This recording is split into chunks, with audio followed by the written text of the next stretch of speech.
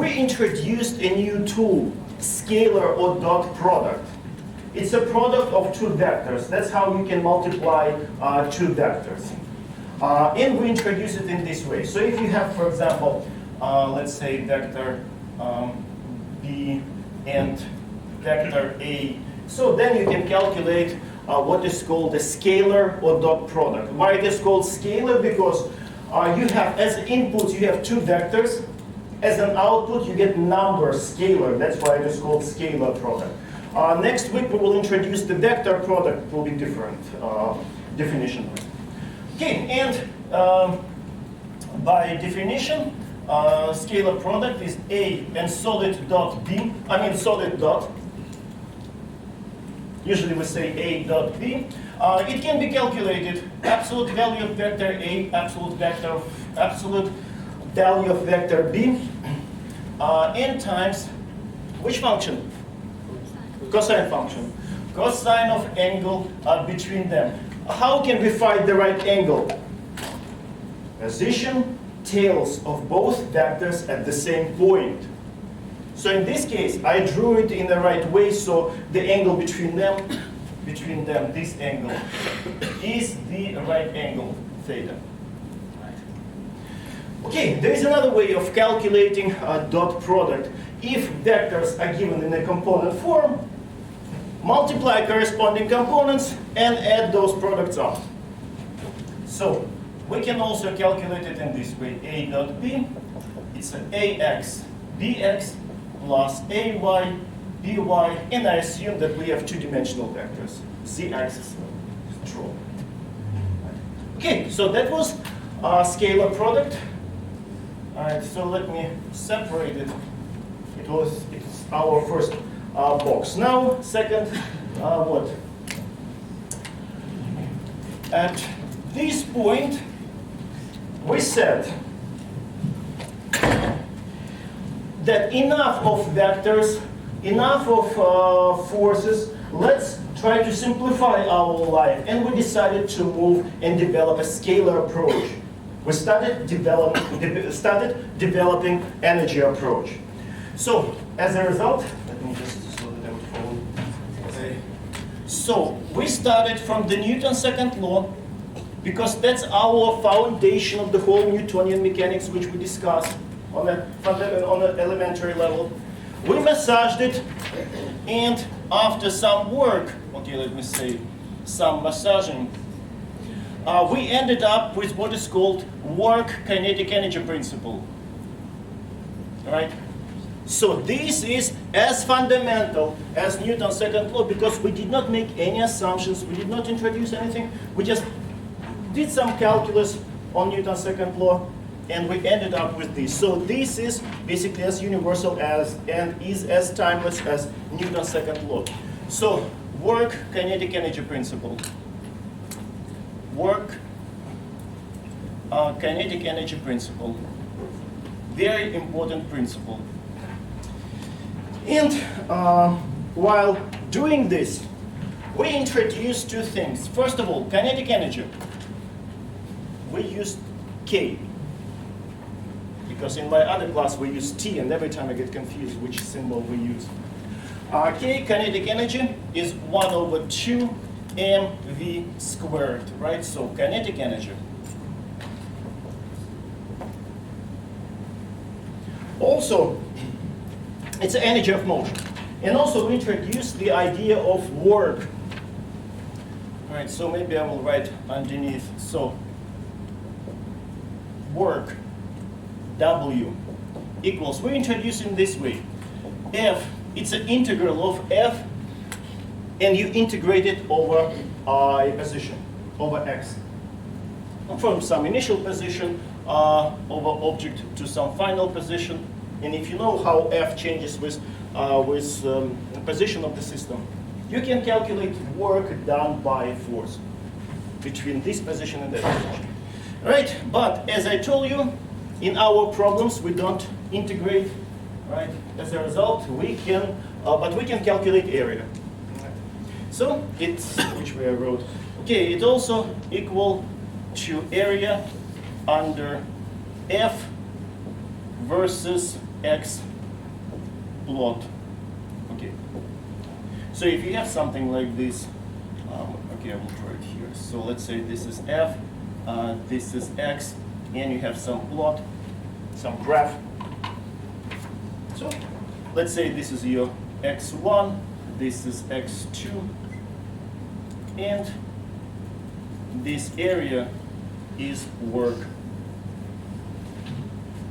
Work done by this force as object moves from this point to that point. After that, we simplified. So if force is constant, if force is constant, that of course this can be taken, force can be taken outside of the integral, right? And then what will be left is displacement. If force is constant, then work can be calculated as F dot S dot product, scalar product. And we know what is inside of dot, it's a cosine function, right?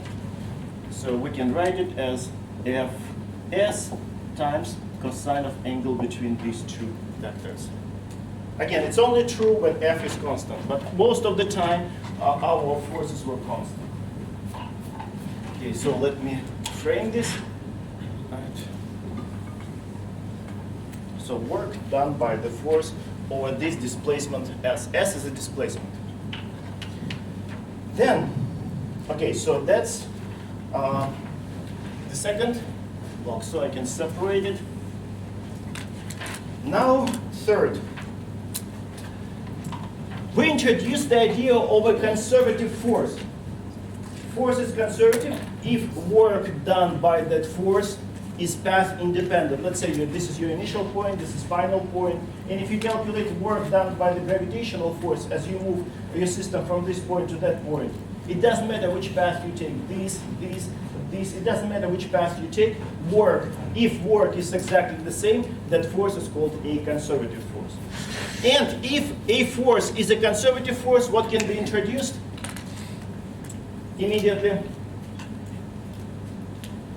Potential energy, right? Potential energy can be introduced if a force is conservative. Okay, so now this block will be about potential energy. Okay, let me write this. If F is conservative,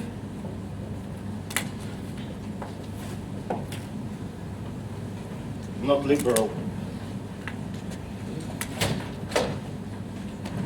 Only then potential energy can be introduced.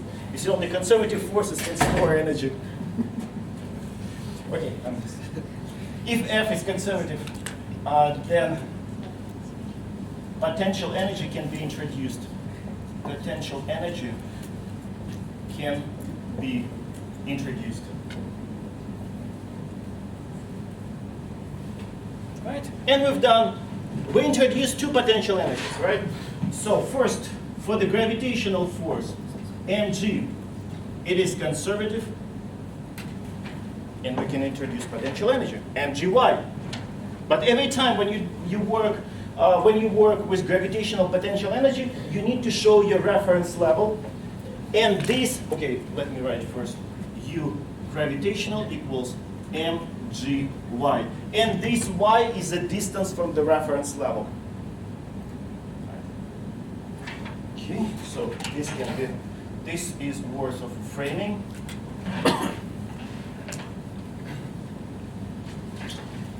And spring force. F spring equals to minus kx. And again, this is a conservative force, so we can introduce potential energy. And U spring equals to, what's the spring potential energy? 1 over 2 kx squared. Structure similar to the kinetic energy.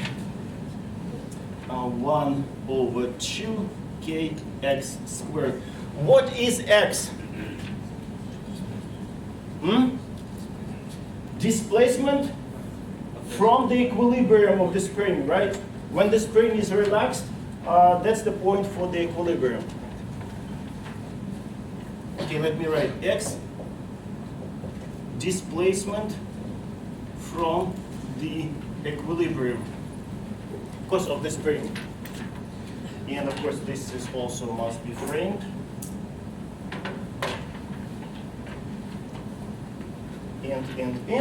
And also we showed that work done by a conservative force equals to what? How can we relate work and the potential energy? Usually students don't remember that. Minus delta U. Yeah. Because we barely use it. Okay, so that's my block number 3. And now we are ready to introduce conservation of mechanical energy, I think. Block number 4. Yeah, let me check. Yeah. So now if we combine this work kinetic energy principle with what I just told you, that's basically conservation of mechanical energy, right? So if you write from one side, it is equal to delta K, from the other side minus delta U. So if you combine these ends, it's one way of writing conservation of mechanical energy. Some books use this word, delta K equals to minus delta U. But I usually prefer to combine on one side everything related to the initial point, on the other side everything related to the final point. Right? So this, from here we can write conservation of mechanical energy, right? So I can write that E, which way I wrote just a second, E initial equals to E final, conservation of mechanical energy. And I can write explicitly, right? So it's a K initial plus U initial equals K final plus U final. And of course you can have more than one potential energy, right? You can have gravitational potential energy, you can have spring potential energy at the same time acting on the same object. So, conservation of mechanical energy. So let me separate this. Now, okay, probably I will add over here next to this energy with losses. Sometimes friction can be present, can act on the system, on the object, and then friction, through the friction we can lose mechanical energy. It's very important. This is mechanical energy, conservation of mechanical energy. And so let me write something like this. If friction force is present, if a friction is present, basically it means that we have losses. If losses are present, then of course this is not correct, this is not true.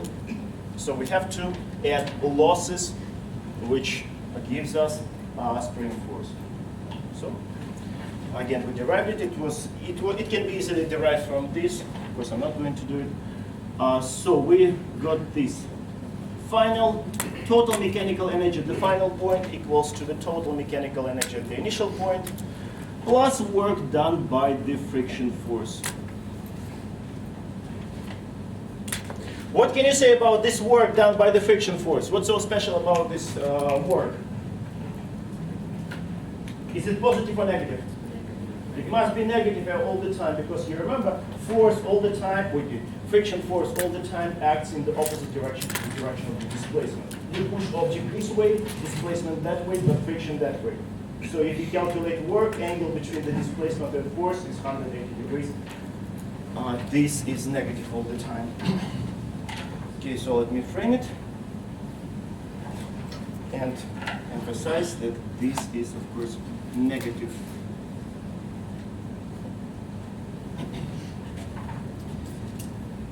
Yep. Okay, so now it's a very small section. After this, I told you, okay, we've developed energy approach. It's a complete picture. You can use this approach to solve any problem, right? If you don't want to deal with Newton's second law, you can use that. Okay, so now it's a complete approach, and after this we decided to go back to Newton's second law, and we rewrote Newton's second law in the most general form. Okay, so let me, it was 5, now it's section 6. And so at this point, okay, let me draw some silly picture. Some car. Okay, it is really silly, right?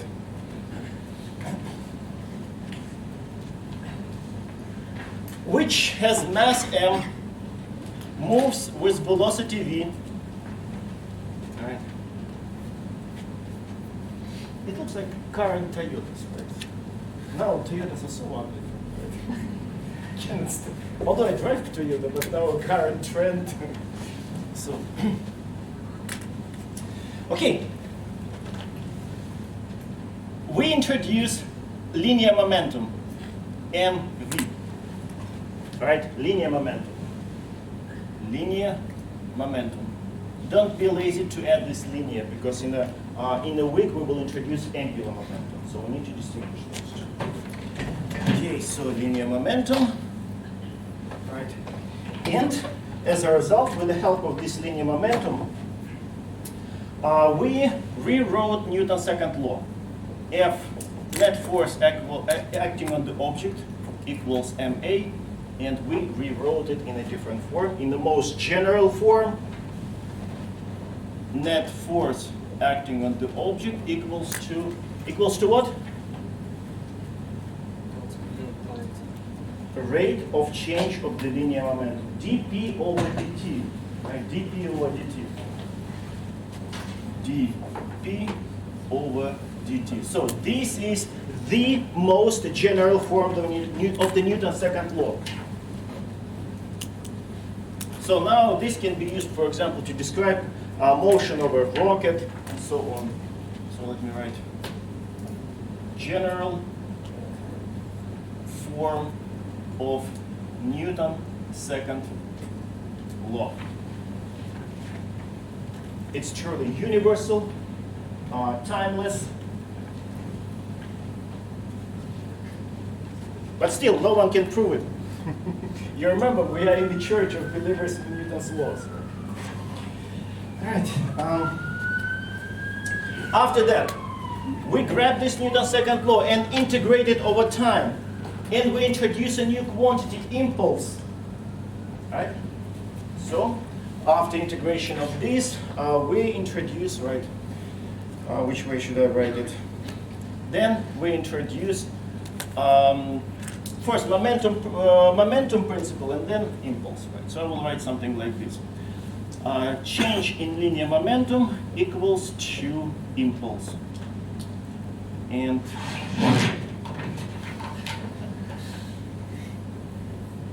how do we call this? If this is work kinetic energy principle, structure is similar. This is called momentum principle. Momentum principle. It just basically you integrate these over time and you will get that. So let me write. So this is momentum principle.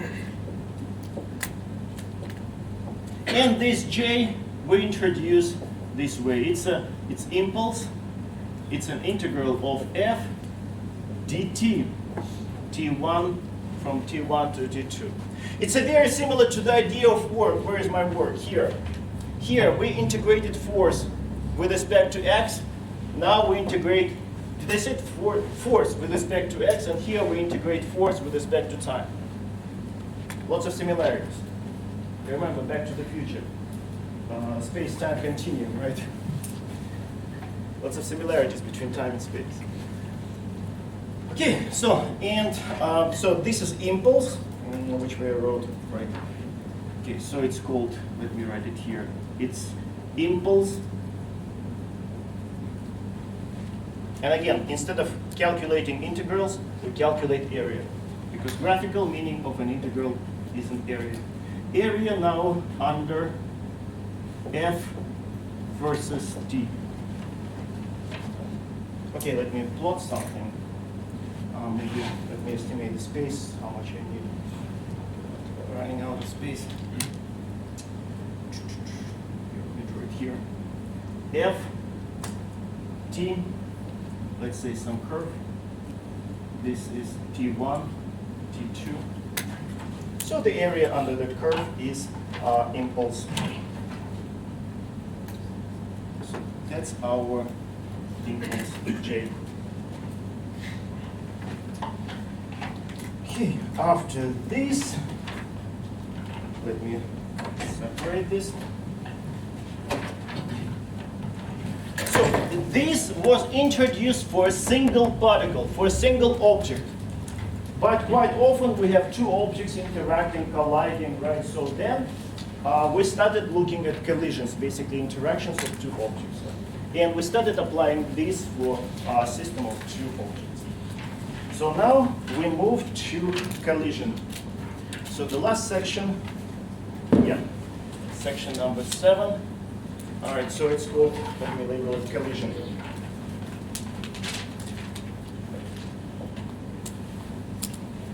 So now two objects.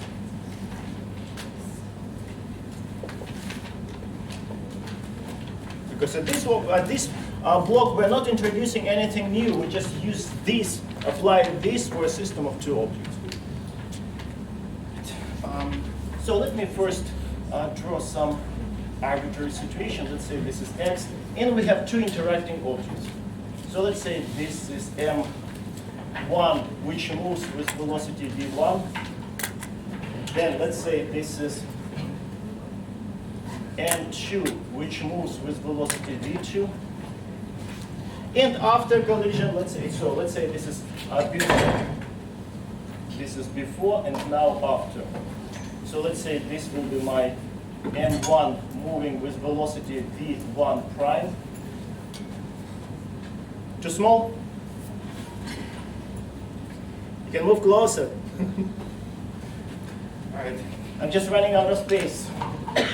And the second one, let's say after collision, moves with velocity v2 prime. Or if something not clear, tell me immediately, I can decipher. I'm good at deciphering my thing, right?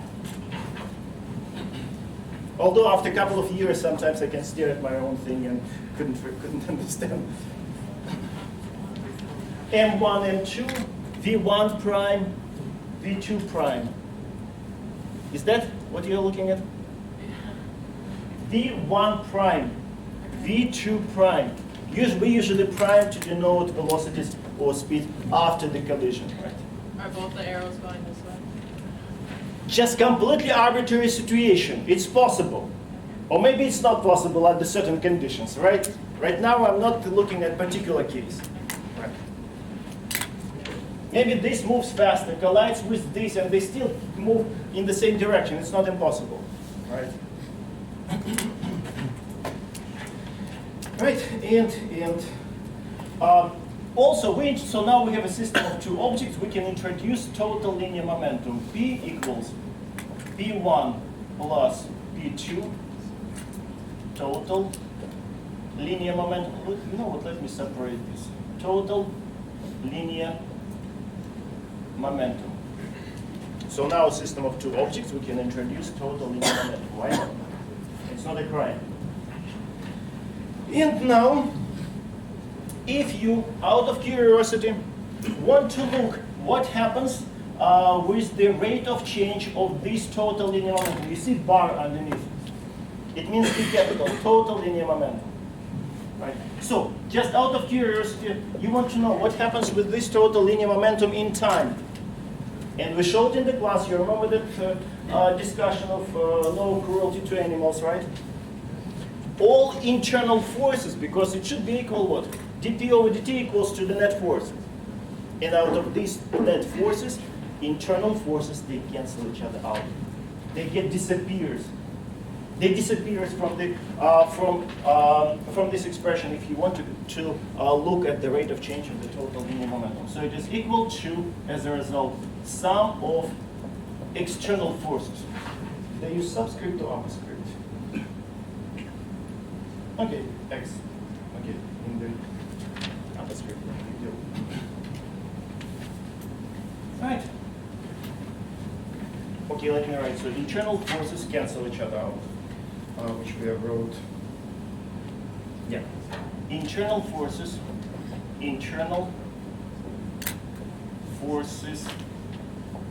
cancel each other.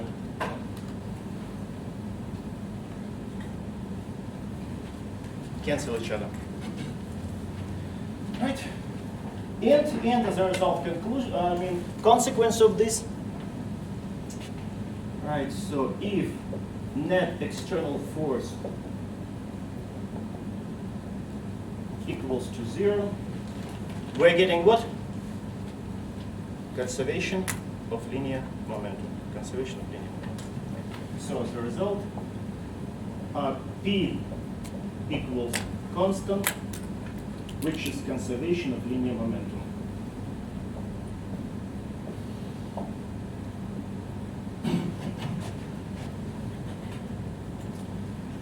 Right. So now, if, for example, let's say a net external force in the x direction is 0, the linear momentum in the x direction is constant. If the net external force in the y direction is 0, then total linear momentum in the y direction is conserved.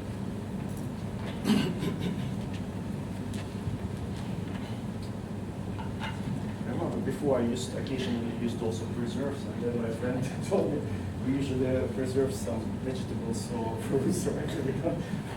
But the energy is, linear momentum is conserved. Okay, so now I try to control myself what I say. So conserve, nothing else.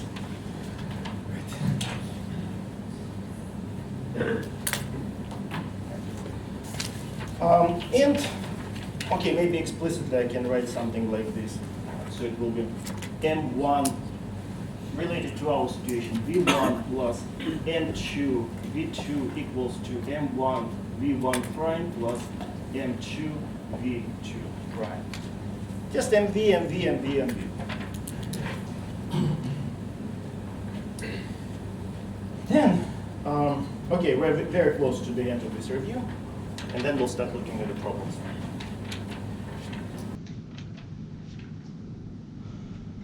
Terminology. Let's just let me write.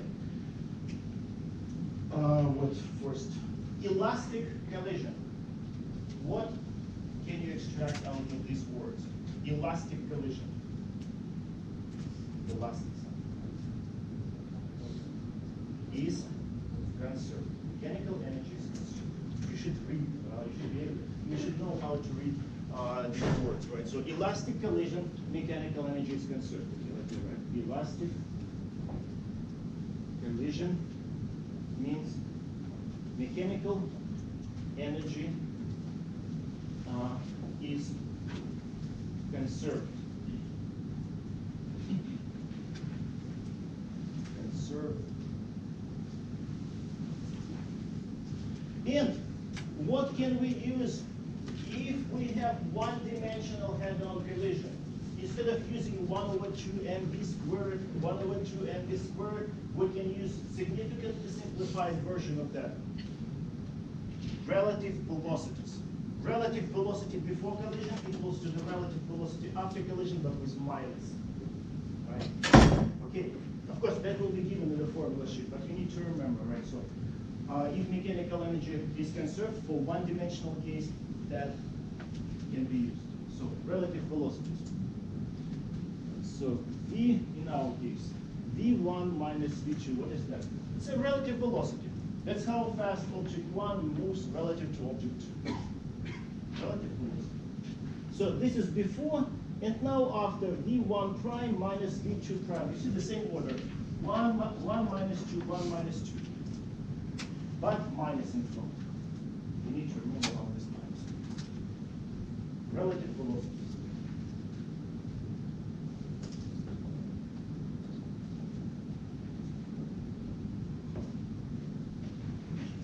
Okay, probably I need to say this because it's important. and we use it quite often. Again, it's only true for one-dimensional case. And a couple of more. In elastic collision, mechanical energy is not lost. That's what. Okay, let me write that first and then the next step. In elastic collision. So it means that mechanical energy is not conserved.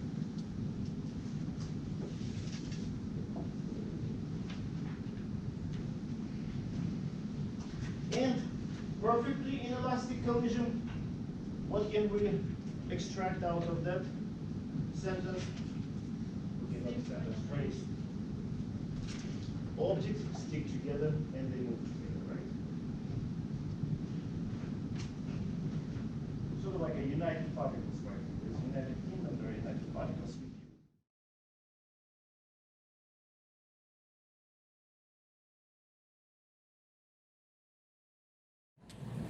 Let me use my notes.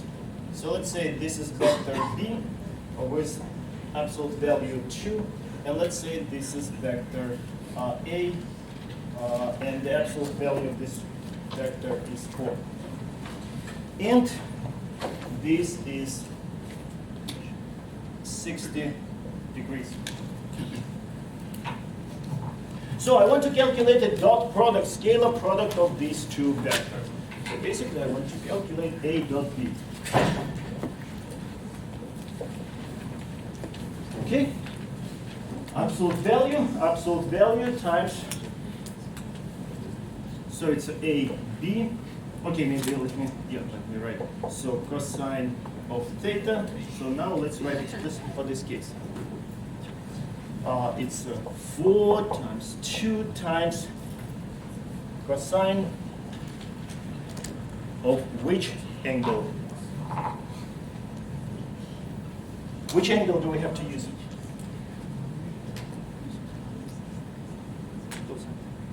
Cosine of which angle? 30? Why 30? It looks like you know. I don't want to ask people who knows, right? So the rule is how to find the correct angle. You need to position the tails of both vectors at the same point, right? So my arrangement is not, okay, it's not correct, but it's not correct in order to find the correct angle. But you know you can move vector if you preserve, whatever. Its magnitude and direction, you can move it anywhere you want. So I can grab my vector A and position it here. It's still the same vector. So let me move this vector A over here. I just move it here. It's a vector, I can do that. It's not illegal from a mathematical point of view. And so now, which angle is the correct angle? What's the value of that angle? Huh? 30. No, why 30? If they complement each other not to 90 degrees. The open angle, what's 120, right? 120. Because they complement each other to 180 degrees. Right, so, yeah, it looks like more like 90. Or I should have made it smaller. So this is theta, and it's 120 degrees. So that is the correct angle. That's that angle this angle we have to use. So cosine of 120 degrees. And it's negative. The same as cosine of 60, but negative. Right, so this is minus 1 over 2. Cosine of 60 is 1 over 2, and this is minus 1 over 2. So you will get minus 4, whatever units, we don't know the nature of these vectors. It can be work, it can be anything. So I just wanted to emphasize on which angle you have to use, because you definitely going to have a problem about calculations of work. And you will have to use the correct angle all the time. If you use the wrong angle, you can get positive work instead of negative work, for example. So you have to be very careful with these angles. But to make you feel better, even sometimes physics major upper undergraduate level students still don't remember that. Okay, so enough of this. Okay. So, next, something like this. Next, I will put a bullet. Let's assume that we have this lot, F in newtons versus X in meters. And let's say we have 1, 2, 3, 4, 5, 6, 7, 8, 9, 10, 11, 12, 13. So 1, 2, 3, 4, 5, 6, 7, 8, 9, 10, 11, 12. Not enough. 13, 14, 15. In the plot like this. So first it goes up to 0.3, then stays up to 0.7, then goes down to through 0.10, right, and then stays constant to up to 0.12, then stays constant to 14, and then goes down to 10.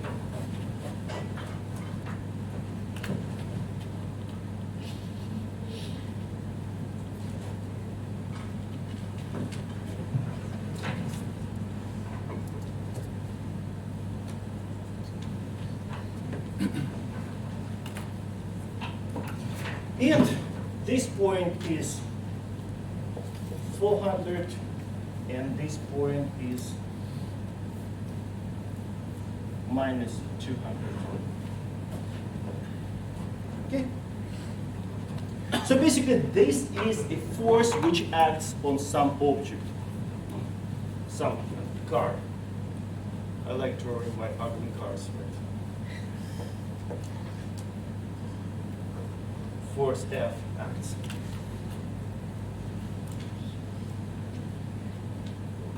I need to train myself how to draw graphics, but it's much more complicated. Okay, so we need to calculate work done by this force.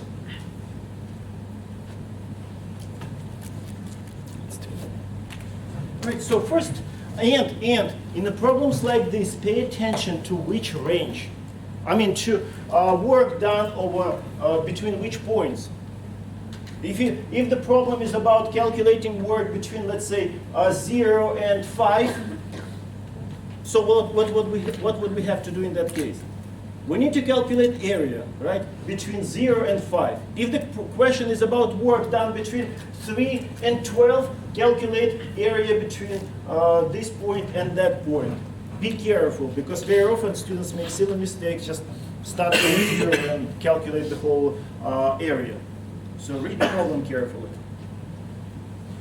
Okay, so first part, let's calculate the work. Between what? 0 and 10. So basically from this point to this point. What can you tell about that work immediately? Is it positive or negative? It must be positive because it is above the curve. This area will be negative, it means work will be negative. If positive work, what happens with the object in terms of kinetic energy? It will gain kinetic energy, right? Basically, you remember I told you, you can look at the work as the bridge between the energy from the outside world and the energy in the system. Right? So if work is positive, kinetic energy increases. Basically, work dumps energy into the system.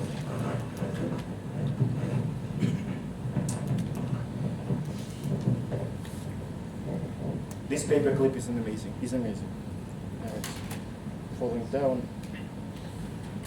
Maybe I can put it like this. Okay, better? No. Now with lots of friction.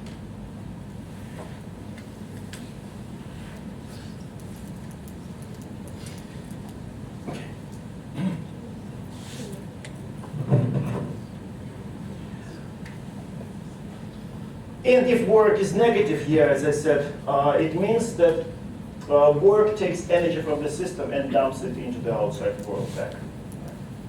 So this means that work is positive. It means that kinetic energy of this object will go up. But anyway, the question is about finding area. So it's an area of which, let me label this O, A, B, C, D, E, F. So area of O, A, B, C. Okay, it's a trapezoid. We can easily calculate the work. 1/2 height and times this plus this divided by 2. So it will be 1/2, and height is 400 newtons, and this plus this is what? 4, and this is 10. So 4, okay, this is what? It's x in meters. 4 meters plus 10 meters, right? So if you calculate it, you will get 2,800 units, joules, units of joules, right?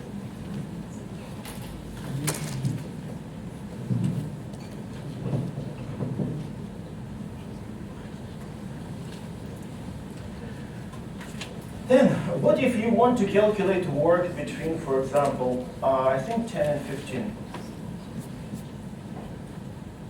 Oh no, 0 and 15, sorry. 0 and 15. Let's calculate 0 and 15. Right, so it will be work done by this from 0 to 10 plus area of CDEF. CDEF.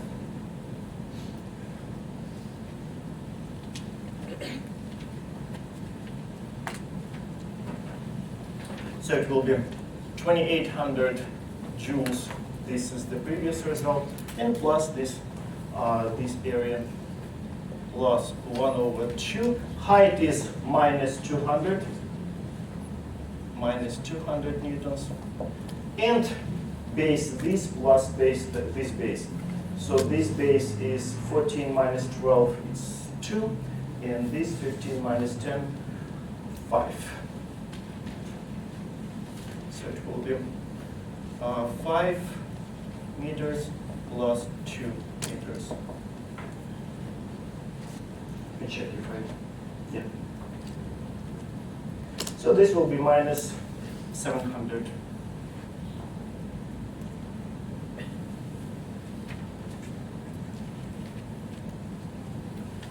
So basically over this distance, we push the object in the direction of motion. Over this distance, we push the object in the opposite direction. So first we sort of accelerated object and then we decelerated. But of course we look at this from the energy point of view. So it will be 2,100 joules.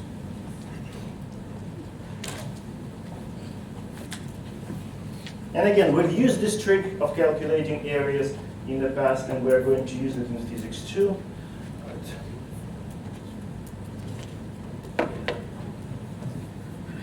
Okay, any questions? No, it's quite straightforward. Now, let's imagine this situation. What? Something not clear?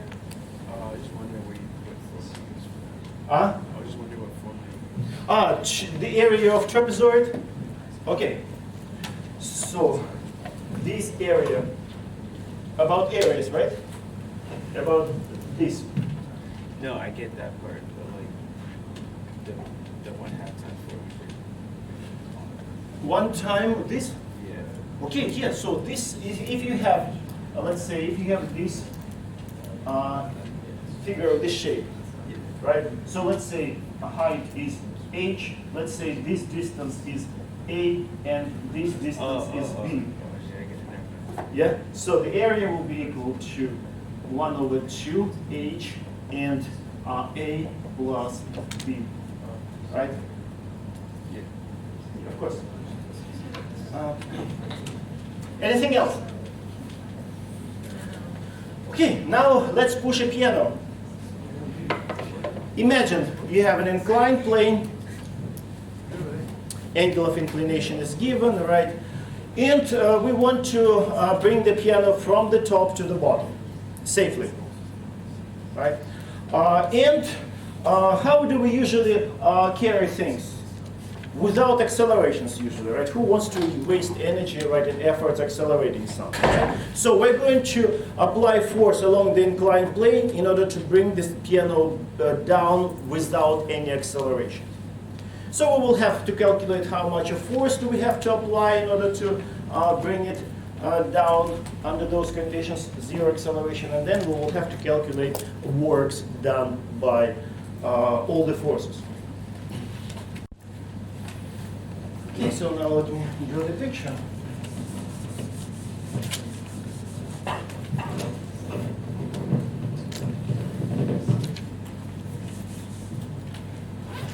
Now I come with my own batteries, with everything, and now I feel like sometimes I have to go to the, feel like I need to go to the lecture with my own mic, with my own speakers, right? And here with my own, this alligator.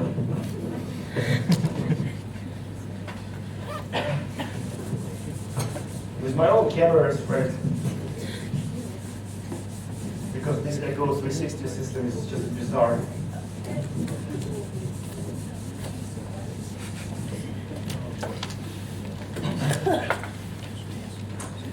Right, so piano problem. So let's say we have a piano on an incline.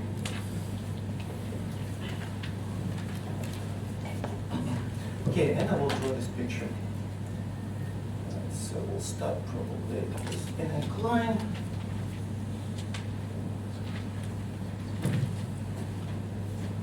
And here's, okay, I'm not going to draw a piano. No way. Probably it's easier to draw a graph of the piano. I don't have artistic skills.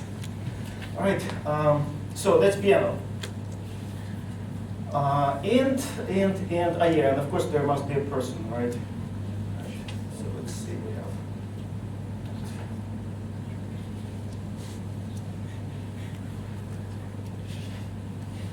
Okay, good enough.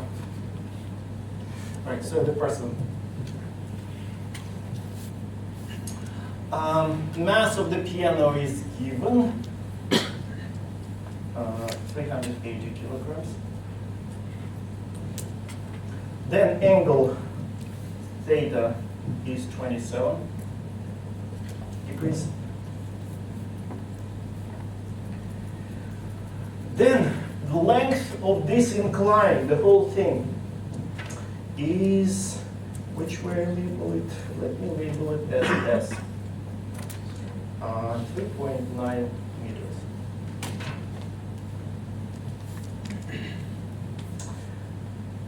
And we assume that there is no friction.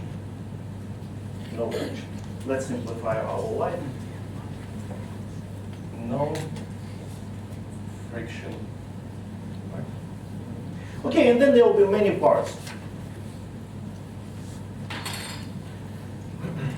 So this will be our initial point. Basically, at the bottom will be our final point.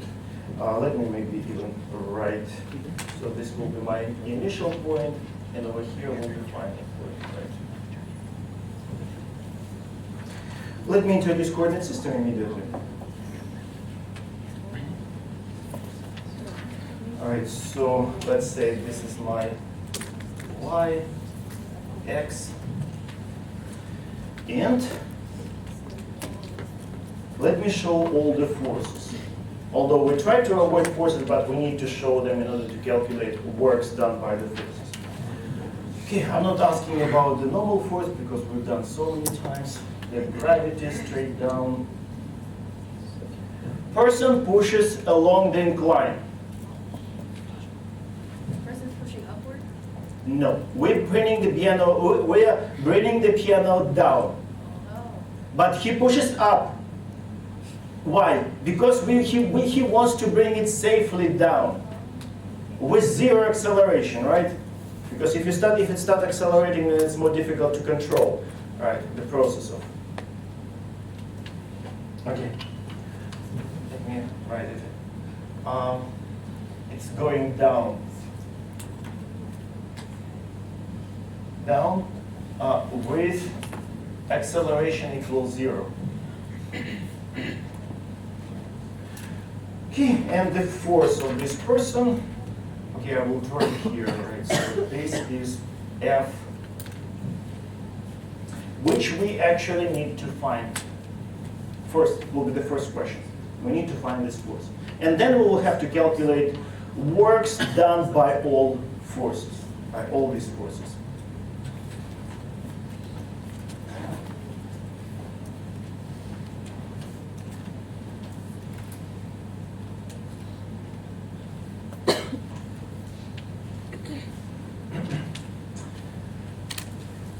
Okay, so how can we find the force? I think I showed everything except for, you know what, we will need another vector. Which vector we will need when we start calculating works? Displacement. Usually I prefer to show it. Okay, let me use this boo-boo. So since this is initial point, this is final point, so it goes from the initial point all the way to the final point, so that's our displacement vector.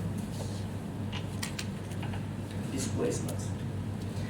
Right, so in part A, we need to calculate force that we have to apply F so that acceleration equals to 0.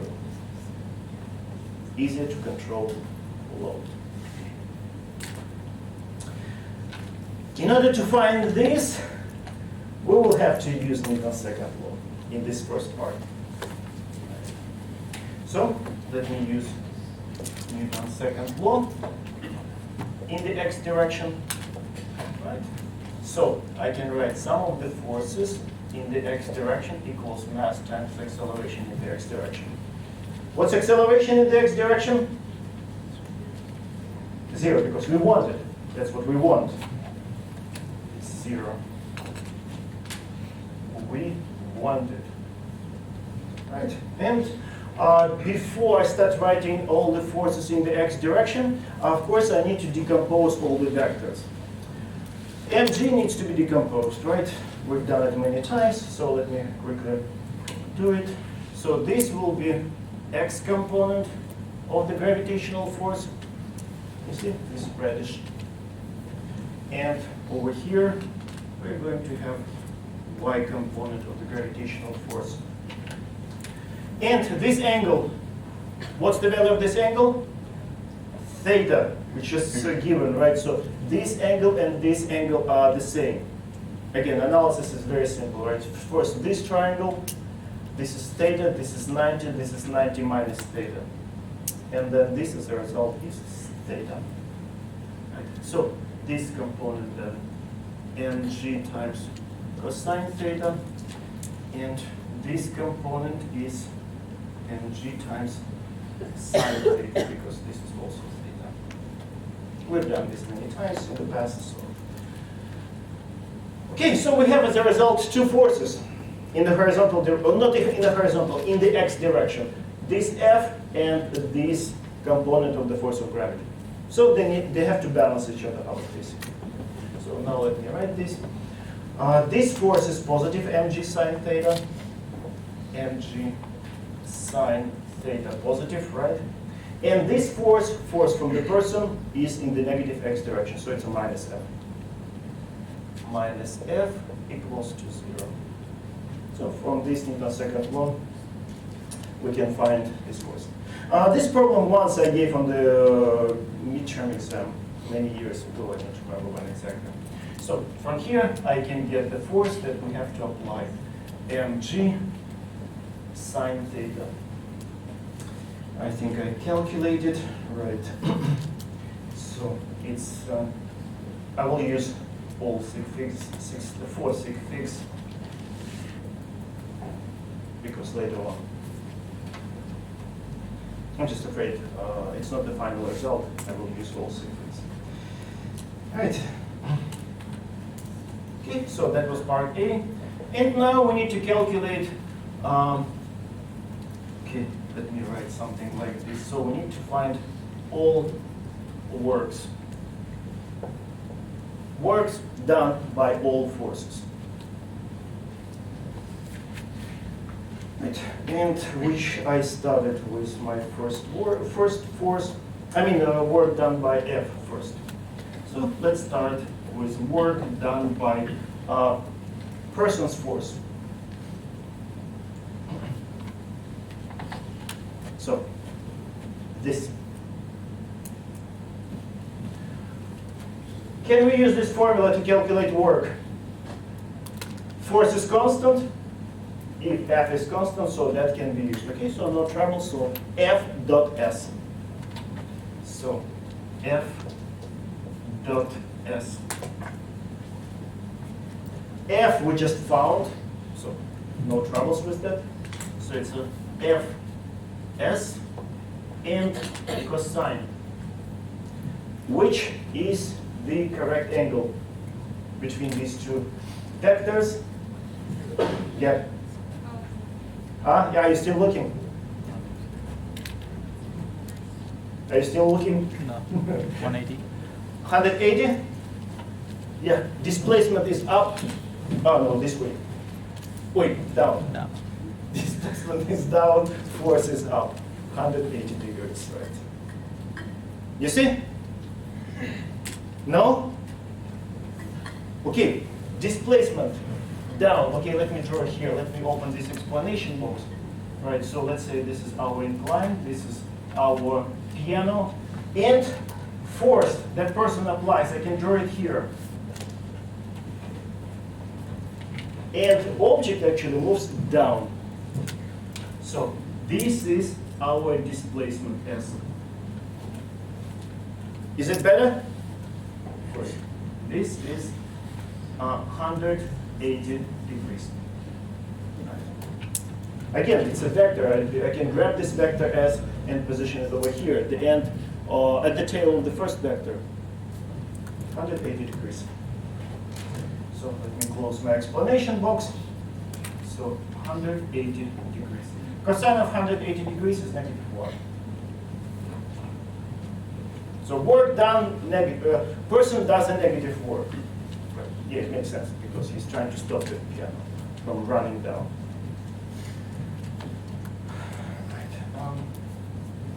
So he's dumping energy from the system into the outside world through his sweating, right? Probably.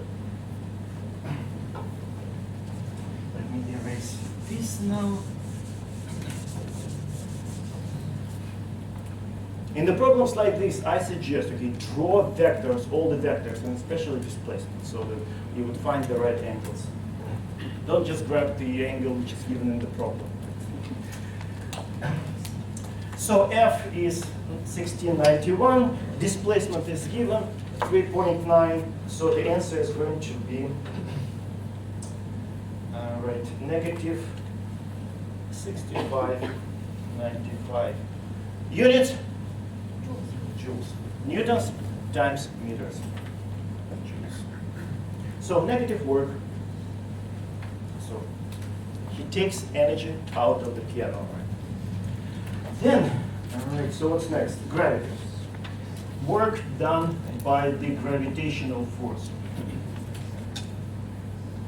Again, gravitational force is a constant force, so we can use F dot S.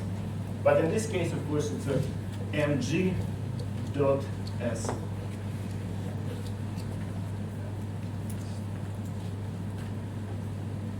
Okay, so absolute value of gravitational force, absolute value of the displacement,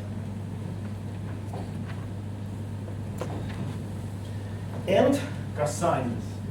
And now, of course, I will ask you, so which angle we have to use now? 90 degrees. What? Would it be 90 degrees? 90 degrees. First option, 90 degrees. Who gives me more or less? 63. 60 or less, right? Less 60 degrees, right? 60 degrees. 60, right? You need a binocular? No, I'm measuring. Ah, you're imagining, right? So, which angle? 63. Huh? 47? Ah, 27? No. 27. No. Okay, I said 60. everything should be on the picture. Okay, let's look. Gravitational force, straight down. Displacement. Okay, if you're confused, I can draw it here, right? So this is my S. To make you feel better, right? Now, both tails of both vectors are the same point. So in this configuration, I can get the right angle. So mg down, S that way. So we're talking about this angle, right? Which complements this angle. Okay, it doesn't look like an angle, it's a theta, right? Complements this angle theta to 90 degrees. So when guys said about 60 degrees, they were correct, of course, right? They were correct. Draw nice pictures. In the picture, you can see everything. Everyone sees 60 degrees? 63. Huh? 63. Because theta is 27. It's your fault. You said 60. And I bought it, right? Of course. It's Friday. You know, I blame the days of the week. 63, of course. 63. Because very often we have 30 degrees, so I bought what you said. Right, so this is, let me label it as alpha, for example. Like, why not alpha? So this will be cosine of alpha, which is 90 minus theta, which is 63 degrees.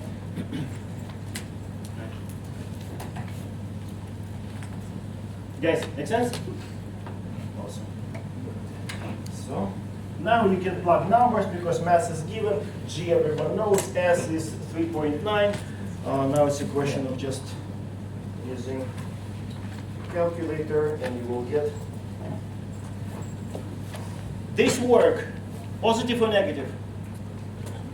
Positive. Positive, right? Yeah, because this gravitational force tries to increase kinetic energy, right? Tries to increase kinetic energy. So you will end up with 6595 joules.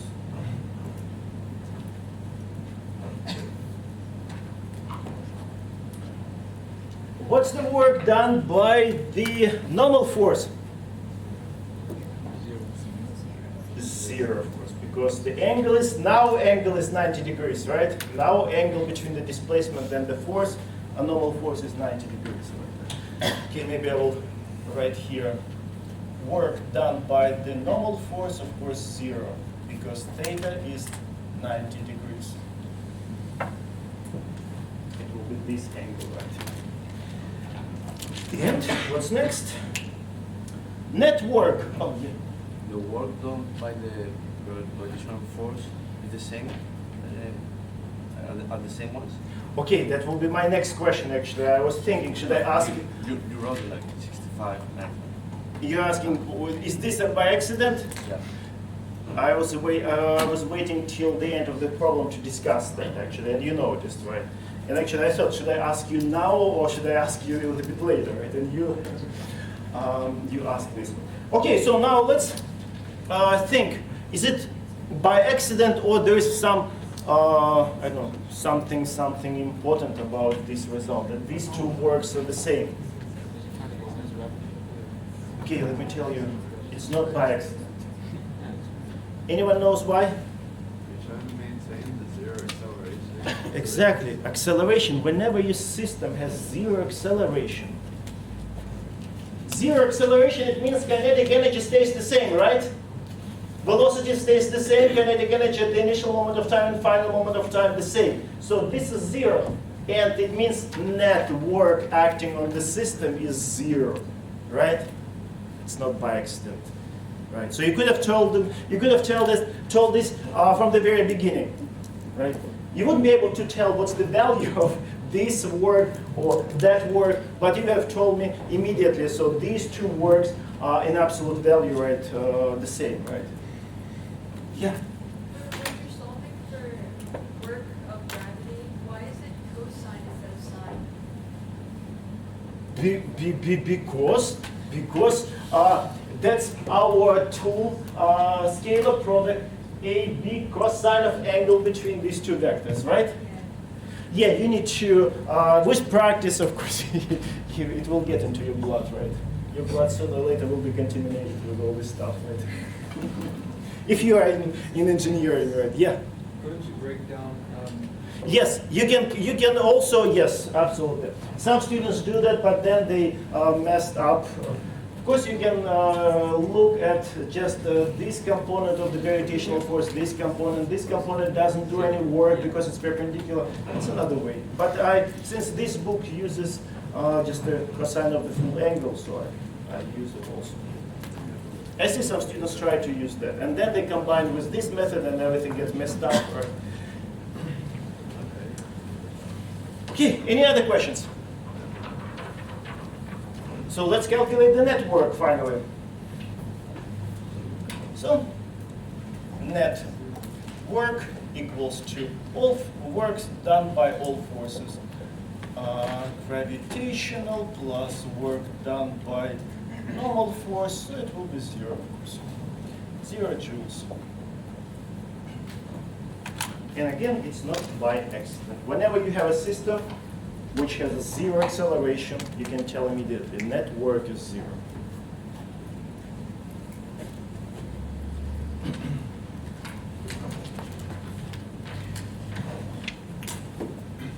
Okay, anything else?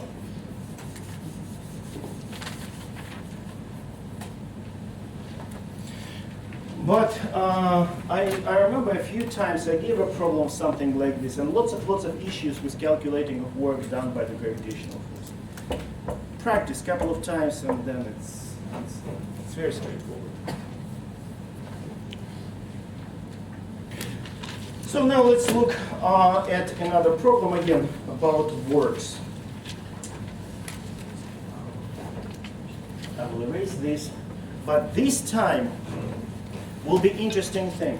Over here, displacement, you see, is exactly the same for all forces, right? But now we look at the example where displacement will be, for whatever reasons, different. So let's just we'll look at the example. And then we'll move to other subject. Okay, can I start erasing?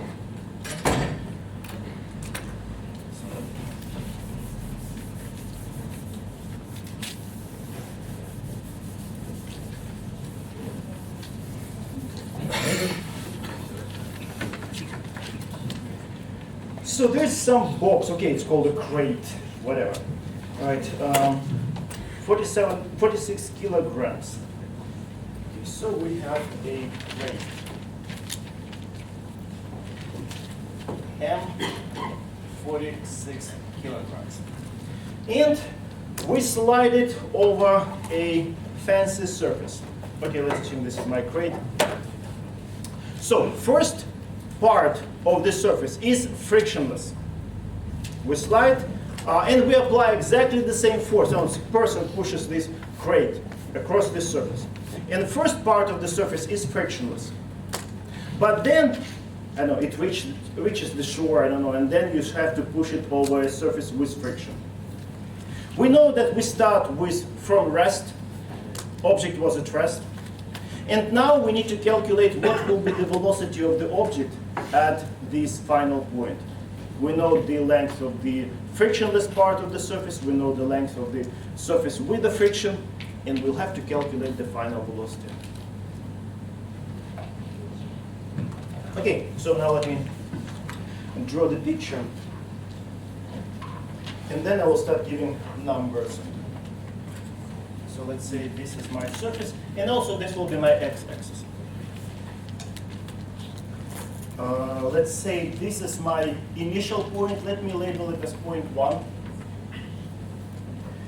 At this point, friction appears. So let me label this point as point 2, and here we will have a friction. And this will be my final point, point 3. So we'll have to find velocity at point 3. All right, so, and let me draw this crate at all at these points. So this is then our crate. And it is being pushed with constant velocity. Let's say it is 220. Wow, I remember even number. And also the same force over here, right? So this force acts throughout the whole displacement.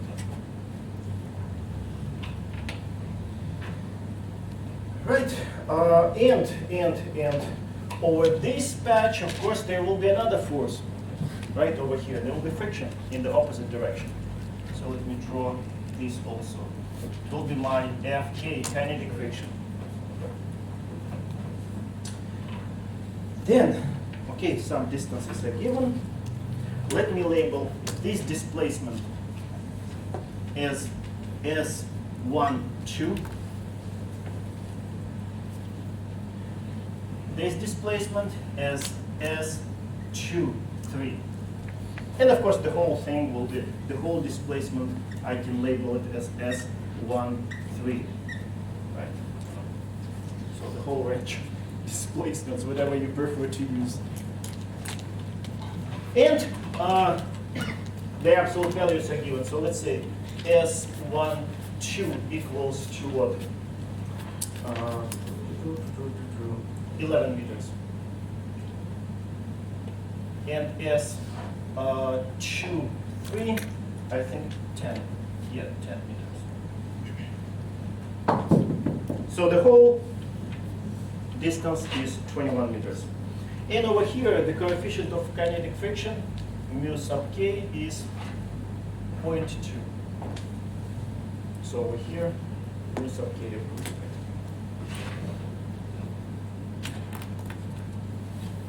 Okay, so numbers, all numbers I know, except for over here, it starts from rest, V1 equals to 0, right? So it starts from rest. And what we need to find? We need to find this V2.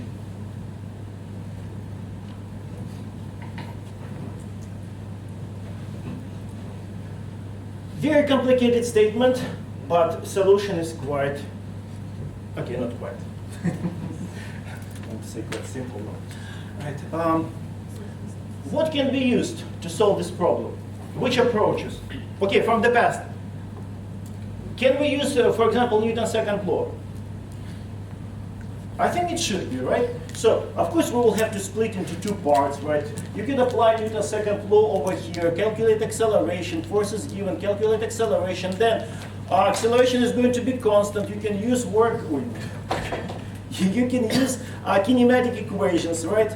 You will be able to find velocity here.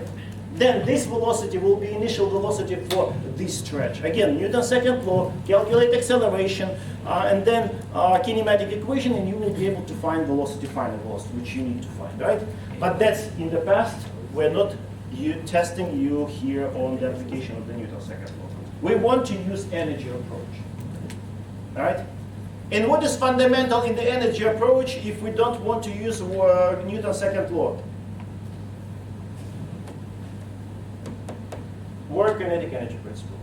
You can apply it at any moment of time for any system, and it will be legal and correct. It might be painful, but it will be legal.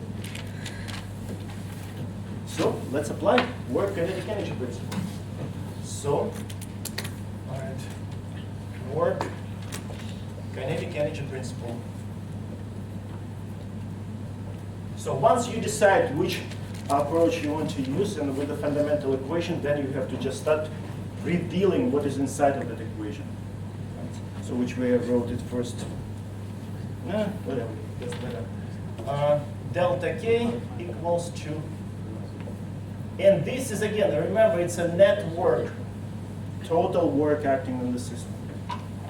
So that's our fundamental equation. And of course, you can actually split. You applied this work kinetic energy principle for this patch and for that patch. But you know what? I'm lazy. I don't want to split into two parts. I will just use, this will be my final point, this will be my initial point. So K3 minus K1. And then I have to just carefully calculate all works done by all forces on the system. Okay, so let me write this. So will be my initial point is 1 and final point is 3. So I can write K3 minus K1 equals to net work.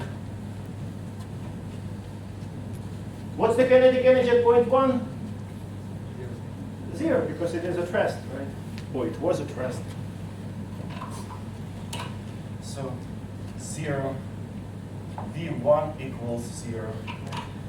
Okay, and yeah, so this is inside of this. So pretty much our unknown is inside of this. Basically now we just need to calculate net work. So let me start next line.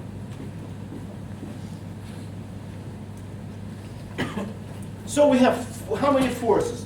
Okay, we can add 2 additional forces, right? So mg and normal force. Why not? For a complete picture. So this will be work done by force F, and me pushing this crate, right, which acts through the whole displacement. Then friction, but it will act only over this stretch, okay? But we will be able to calculate work done by that force. So we'll just work done by friction plus work done by normal force plus work done by gravity. Let's just damp the simplest. Let's just damp the simplest works. What about the last 2? 0. 0, because they act perpendicular to the displacements. I could have avoided them completely, right? So 0, 0, because again, theta equals 90 degrees for both of these forces. With these guys, yeah, we need to calculate them. This force is a constant force. We can use this, F dot S, right? Friction force is also a constant force. So for the friction force, we can also use that. Okay, so let's do it. So F dot, which displacement I have to use with this force? The whole thing, 1, 3, right? Subscript, this. Because this force acts over the whole distance. So this 1, 3, S, 1, 3. Then friction force, okay, we use F small, right? F kinetic, dotted. Now with which displacement? 2, 3? Oh, no, look, right, we don't have to be confused. This force acts over which distance? It starts from here, and force ends here.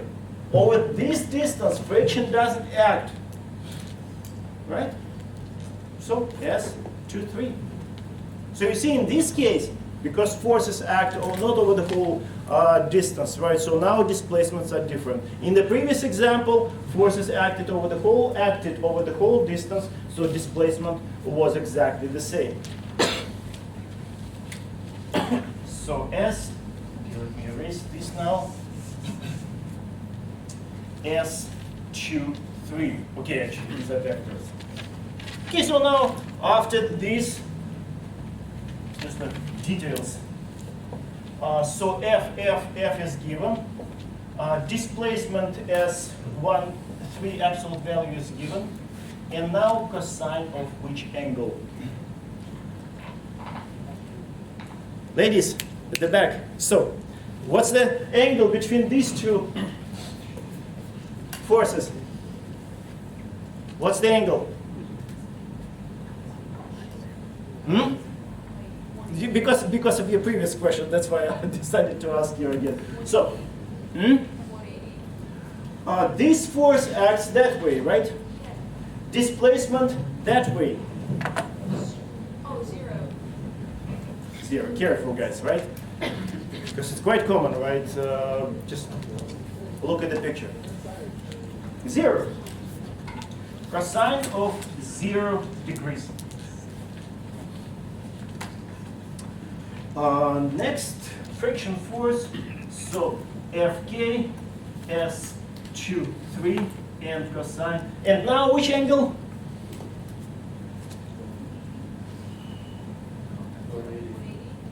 180? 180. Yeah, 180. Because now friction acts that way, displacement this way, so 180 degrees angle between them. Right? Cosine of 180 degrees. So of course this is -1, this is just 1. And let me open an explanation box. Of course we need to find the friction force. What's the formula for the friction force? Anyone remembers? How is it related to with the normal force? Mu K N. Mu k times normal force. And in this case, normal force equals to what? mg. Mg, right? So mu k times m, so mu k times mg. Okay, we're almost done.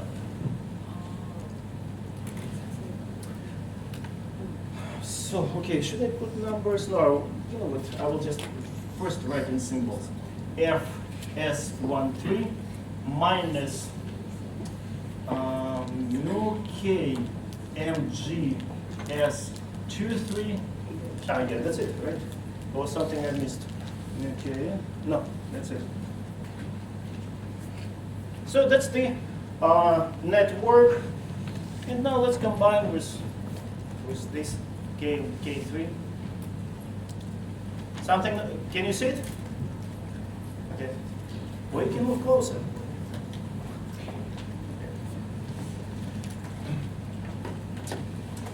Okay, so now 1/2 mv3 squared. I'm just rewriting my work kinetic energy principle now. With this work, net work. Right? It is equal to Fs13 minus mu k mg s23. Okay. Cleared? Yeah? Okay. Right, so finally, V3 will be equal to square root of 2/m f times S13 minus mu k mg s23.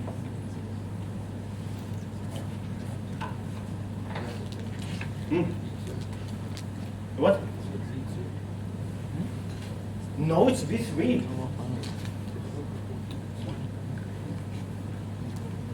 Why V2? This is 3. On the drawing? No, I picked this is my final point, this is my initial point. I skipped point 2. Huh?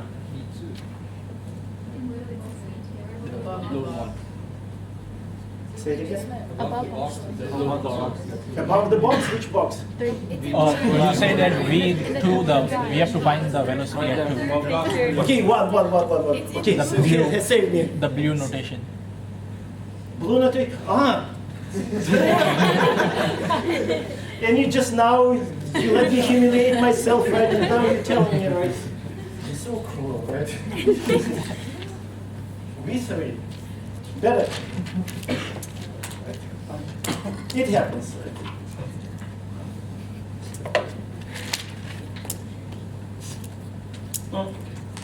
Okay, you can plug all the numbers and you will get 13 meters per second.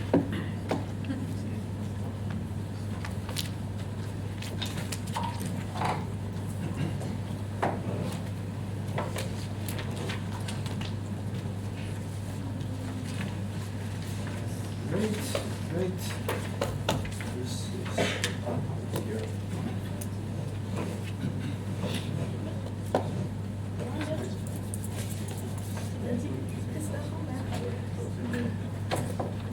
Okay, anything else? Any other comments?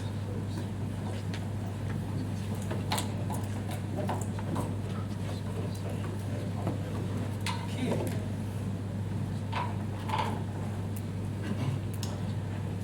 Next, momentum principle. I'm thinking, should I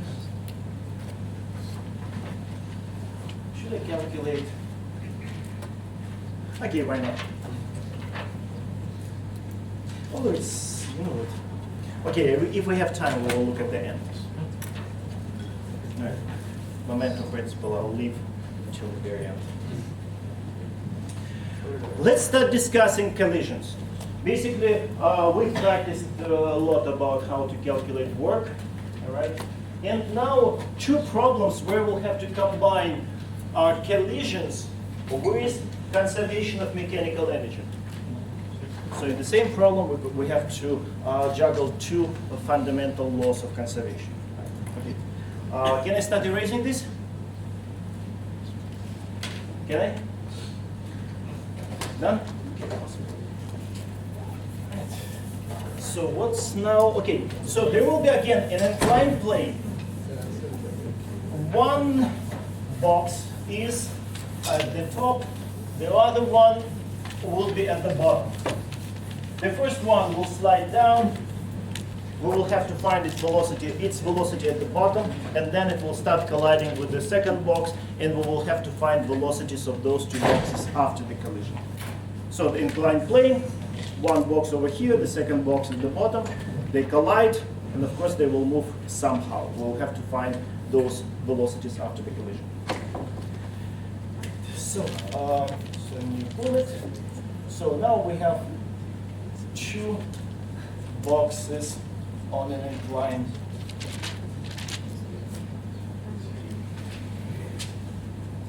Actually, one is on the incline, the other one is under the hill, right? And so the first is this inclined plane.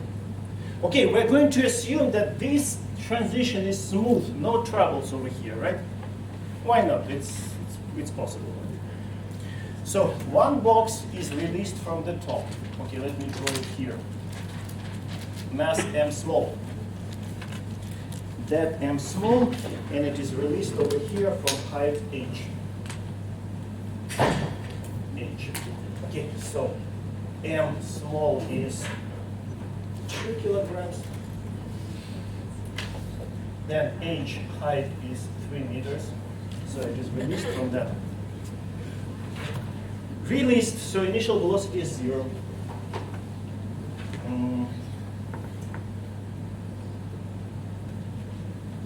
Okay, let me label it v naught equals 0, right? So it starts from rest.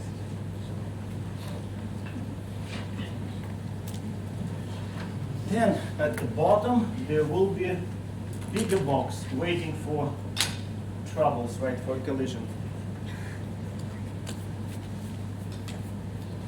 Peacefully, right, with 0 initial velocity, m equals to 7 kilograms. And velocity, which way I labeled, I think I labeled v2. Okay. Let's say, okay, you know what, I will write like this, v2 equals 0. So it is at rest. What? No, nothing? And no friction. Again, we assume that no friction. Okay, and now there will be several questions. In part A, we need to find velocity of m at the bottom.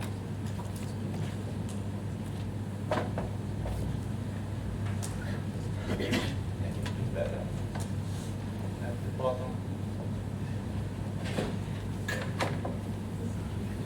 The angle of inclination is also given, theta. Theta, 30 degrees. Yeah, okay, now, that's it.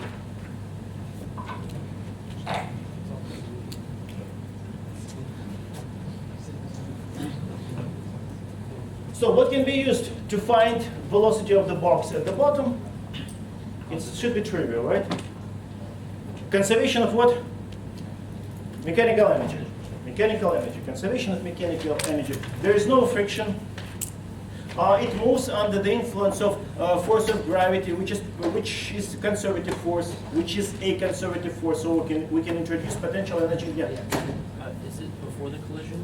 Yeah, before the collision, right? So we want to look at the velocity of this box before the collision, basically, at the bottom. Collision will be second part. We need to reach that collision first. Right, so conservation of mechanical energy.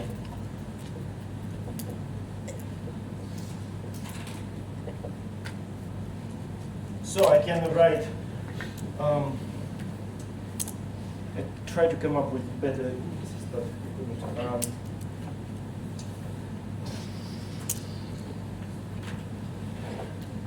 Let me label it as E initial equals to E final. This will be my initial point, and over here there will be my final point. Okay? So it will be K initial plus U initial equals to K final plus U final.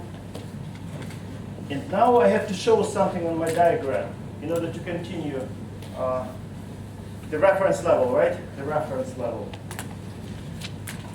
Okay, I will position it at the bottom. U equals 0, so that will be my reference level.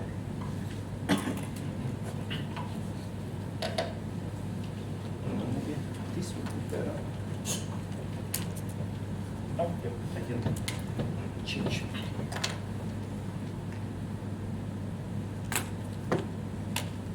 U equals 0. Okay, so as a result, final potential energy is 0, right? Because it will be at the reference level. So U final equals 0. So that's my reference level. Then initial kinetic energy 0 because we start from rest. We just release the box.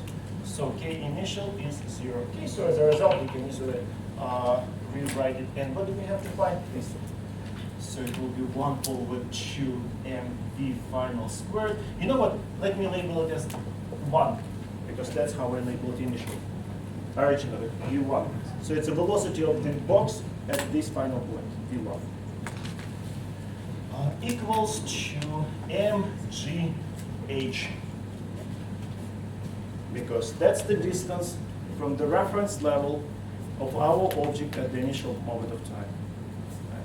And potential energy is positive because it's above the reference level. If the object was below the reference level, potential energy would be negative.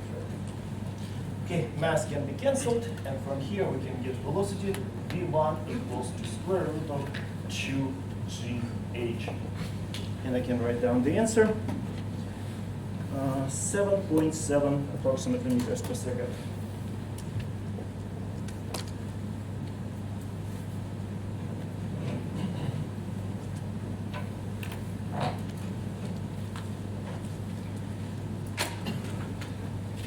RP.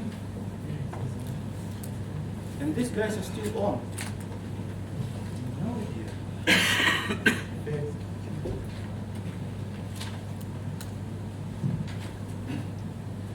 Okay, soon they will have to replace the bulbs in both of these projectors. So now we need to, of course, now they're going to collide. We're going to assume that collision is elastic. Immediately from the words of elastic, what does it tell us? Okay, yeah, I remember, I think I asked you before, right, about this, no? So, what does it mean? Mechanical energy is conserved. Elastic, mechanical energy is conserved. So, now we need to find velocities after the elastic collision. Elastic collision.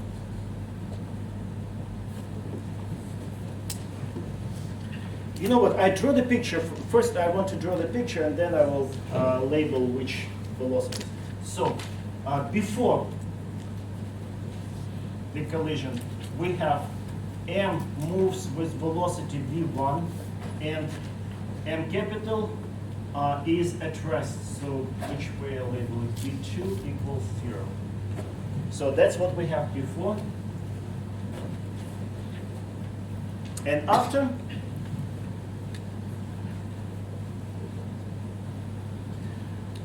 we don't know anything. I will assume all velocities are positive.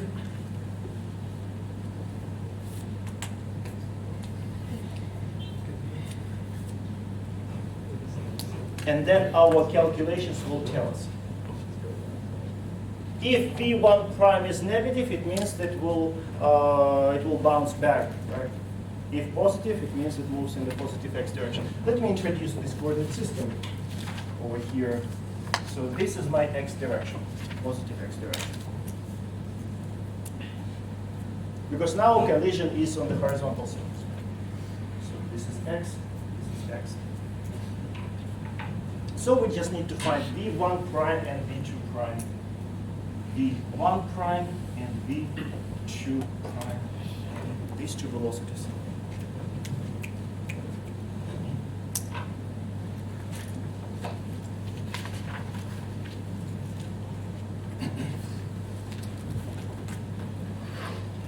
How many equations do we need to solve this part of the problem? 2. Why 2? Because we have two. Because there are two unknowns, v1 prime, v2 prime. In order to solve for two unknowns, we must have two equations from a mathematical point of view, right? So, which equations are those? Conservation of mechanical energy, and since this collision is one-dimensional collision, right? Head-on collision, we can use these relative velocities. Instead of dealing with 1 over 2 mv squared, 1 over 2 mv squared, it's very painful to use that. But for one-dimensional collision, we can use these relative velocities. In the second equation, why? Why not? What does it say? No friction, right? So it means in this direction, are there any forces in the x direction acting on the whole system? No. I mean, no external forces, right? Of course, internal forces, yeah, they are there, they push each other, but who cares? Those internal forces are not capable of changing total linear momentum, right? So it means that the second equation is going to be if the net external force equals 0, linear momentum, total linear momentum is constant. Come on, we're talking about collision. It means immediately we'll have to use, most likely we will have to use conservation of linear momentum. Of course, it is only true if the net external force equals 0. Right? So two laws, conservation of mechanical energy in the form of the relative velocities and conservation of linear momentum. Two equations, so now let's write that down. Yeah. Well, if we had an external force acting on it, what would be an example? Life would be over Okay. of this problem. No, in that case, what do you have to do in that case? Go back to the Newton's second law. If the net external force is not 0, okay, solve this differential equation, right? Of course, it will be more painful, right? Not a big deal. This loss of conservation is sort of like a nice shortcut, which lets you get to the final point fast.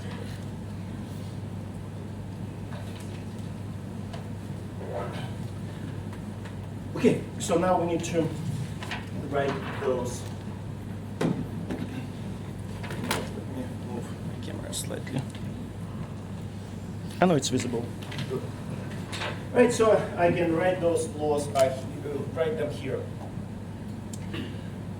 And first I will start with,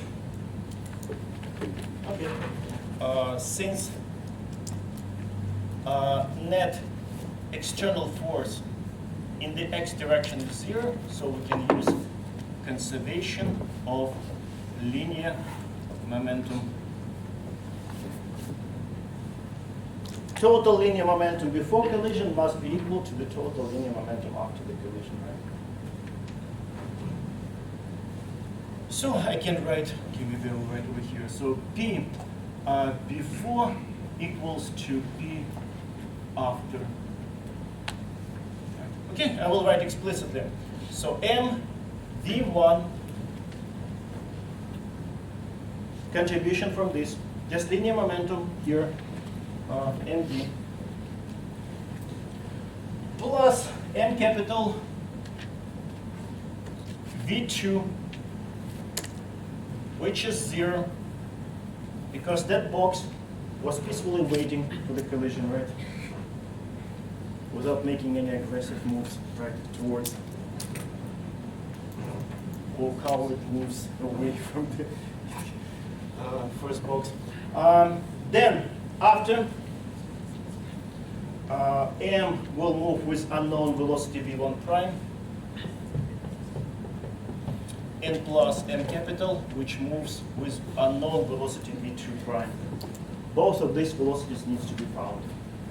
So right now we have two unknowns, one equation, so it's not enough to solve. We need a second equation. In second equation, since it's an elastic collision,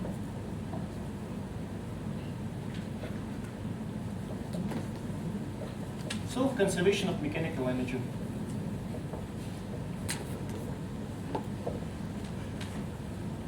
And since it is a one-dimensional case, relative velocities, one-dimensional collision, relative velocities.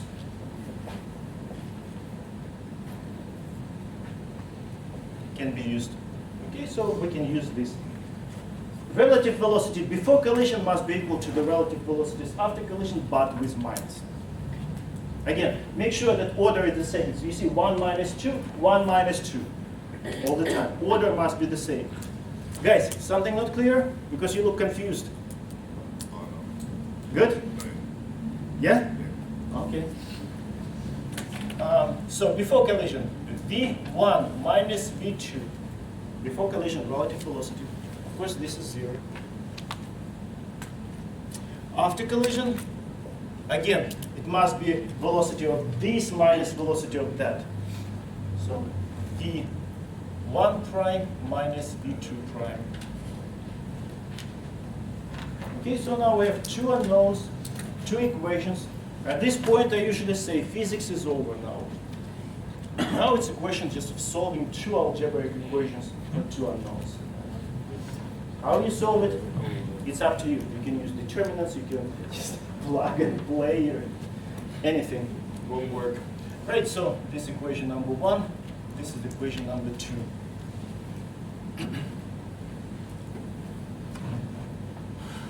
Okay, what should I do? I will probably take V2 prime from here and plug it into this first equation, right? So from equation number 2, I will get V2 prime. So this will be with plus, because minus and minus with plus. This with minus will go to the side with plus. So it will be V1 plus V1 prime. Is it too much?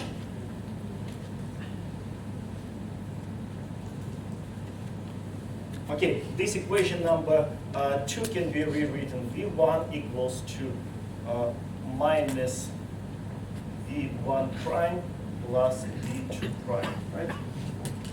From here we can get this. And now I want to get this. So it stays on this side, and this term with minus will go to that side with plus. So as a result I have, and then I flip the equation, right? V2 plus V1 plus V1 prime. And now put it in the first equation.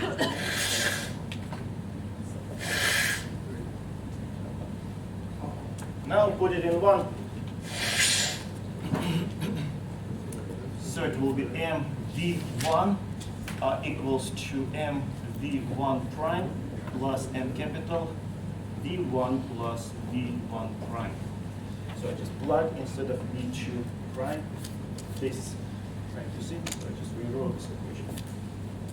Okay, so now one unknown, which is this v1 prime and v prime. So we just need to combine them, these two terms, and solve for that.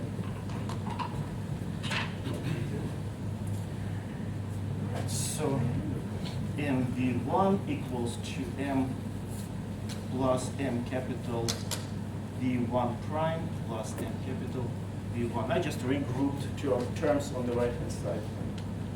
And now we can easily solve it. For v1 prime, it will be 1 over m capital plus m small. And this term goes to that side. v1 can be factored out. And it will be m small minus m capital v1. Okay, now let me work. Let me write it nicer, better.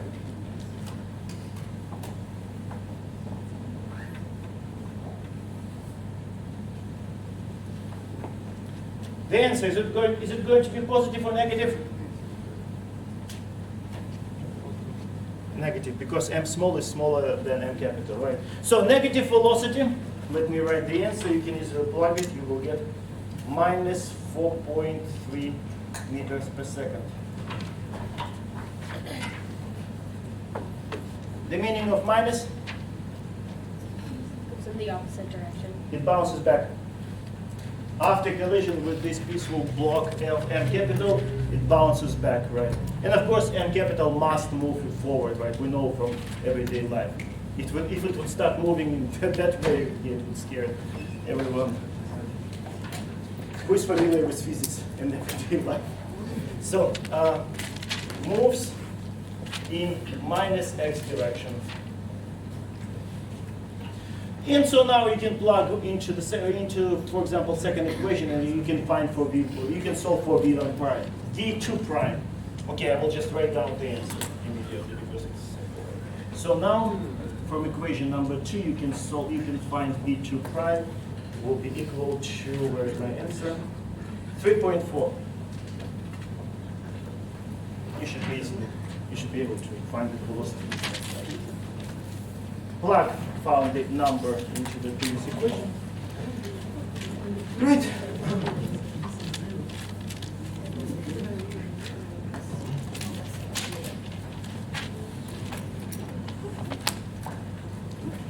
I don't want to move to the next whiteboard.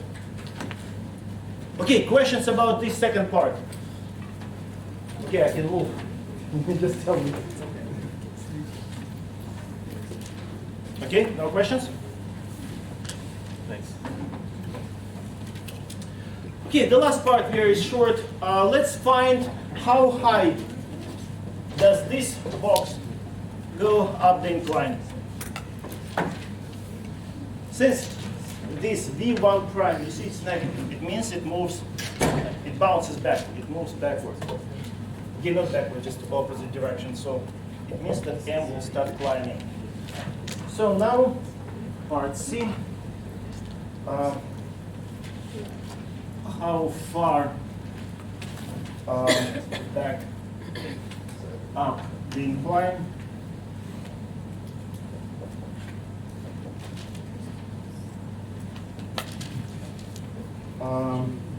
m will go.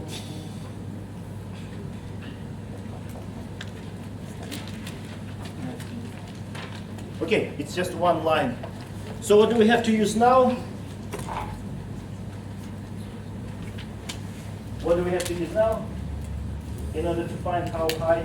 Okay, so basically now, let me sketch a trajectory. So first this box goes down, collides with that, and then it will bounce back to some point over here, right? So we need to find this h prime.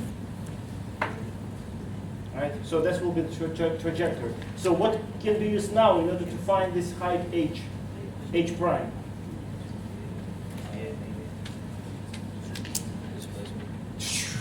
It's the same as part A, right? So first we wanted to find velocity at the bottom. We use conservation of mechanical energy. And now we know velocity at the bottom, and it moves up, and we need to find height. So it's exactly the same, just first we were searching for velocity, now we know velocity, we need to find height. So it's exactly the same as the part A, right? Right, so conservation of mechanical energy. And which way I labeled? The problem is long, so I'm running out of subscripts. That's why sometimes I pause thinking. You know what, I will just write down immediately all the explicit terms. Okay, 1/2 mv1 prime squared. That's kinetic energy at the bottom. Plus potential energy at the bottom. Of course it's 0 because it's our reference level. Yeah, I know it's funny. Plus, equals. Kinetic energy at the top, at h prime. What will the kinetic energy at the maximal height? 0. Of course it will stop for a moment, right? And now I'm curious again how, I just wrote down 1/2 mv final squared, right? So it's 0. Because two objects and we have like 3 points initially, then collision, then after collision, right? Too many subscripts. Int plus mgh prime. Potential energy positive because object is above the reference level. If the object were below the reference level, potential energy would be negative. Okay, so as a result, mass can be cancelled. Right, you see this mass with that mass because the rest of the terms are 0. And we're getting that h prime would be equal to g goes downstairs, so it will be v1 squared, v1 prime squared. v1 prime squared divided by 2g, right? Yeah. Okay, so the height will be 0.94 meters.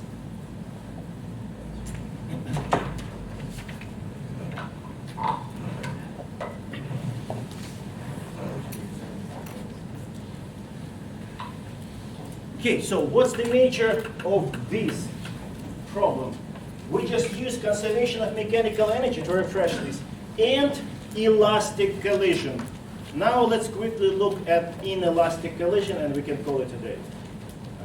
So again, we will use again conservation of mechanical energy with inelastic collision. Okay, any questions about this problem? Good?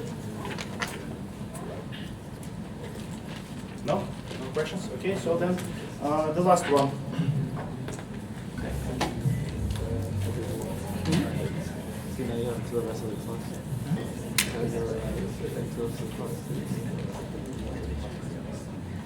So there is a spring attached to the wall. There is a massive wooden block attached to the spring. Bullet collides with the spring, or collides not with the spring, collides with the wooden block, gets embedded, and starts compressing the spring. First, we will have to find, I think, velocity of the wooden block after the collision, and then we will have to find the maximum compression of the spring. Right, so that will be the problem, and now let me draw the situation, and then numbers. And this, okay, which collision do we have in this case? How can we call it collision? You see, we have massive wooden block, bullet gets embedded. How do we call it collision? Perfect. Inelastic, more than inelastic. What else can we say? Perfect, right? So perfectly inelastic collision when objects move together, right? Like I showed that cartoon from my childhood, right, about the wolf and the rabbit, right?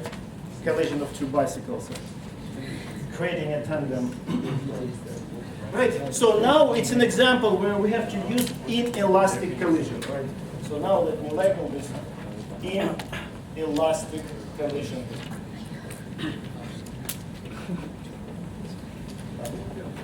Before, previous problem was about elastic collision.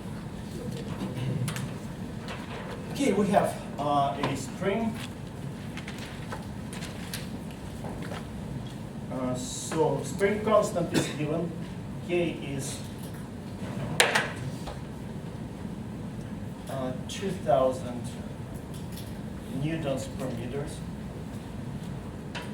Then we have a bullet. Velocity of the bullet is only 300 meters per second.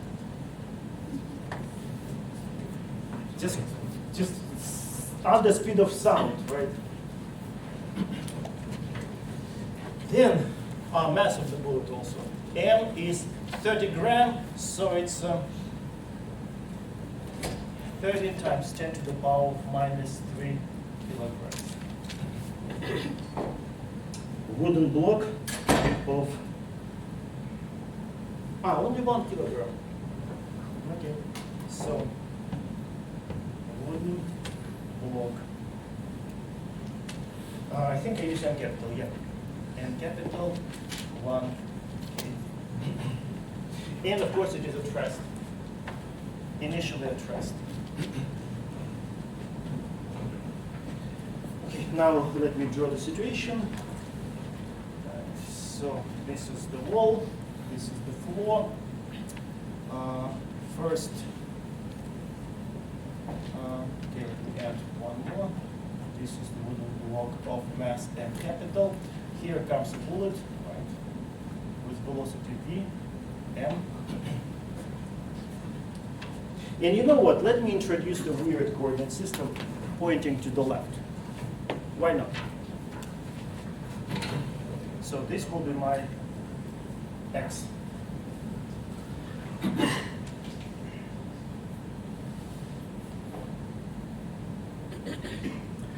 Where is equilibrium? Right now the spring is relaxed, right?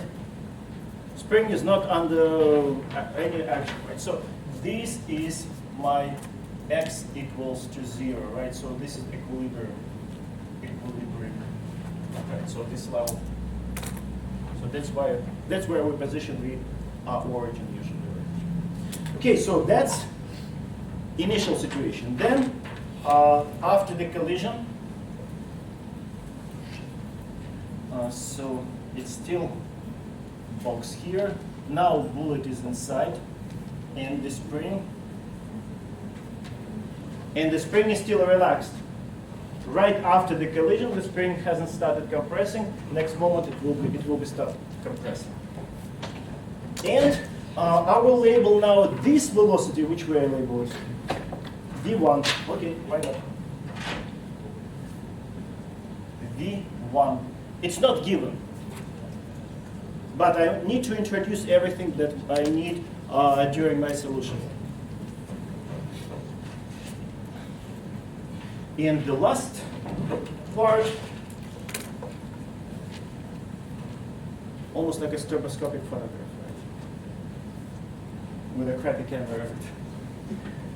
Okay, so now the spring is compressed.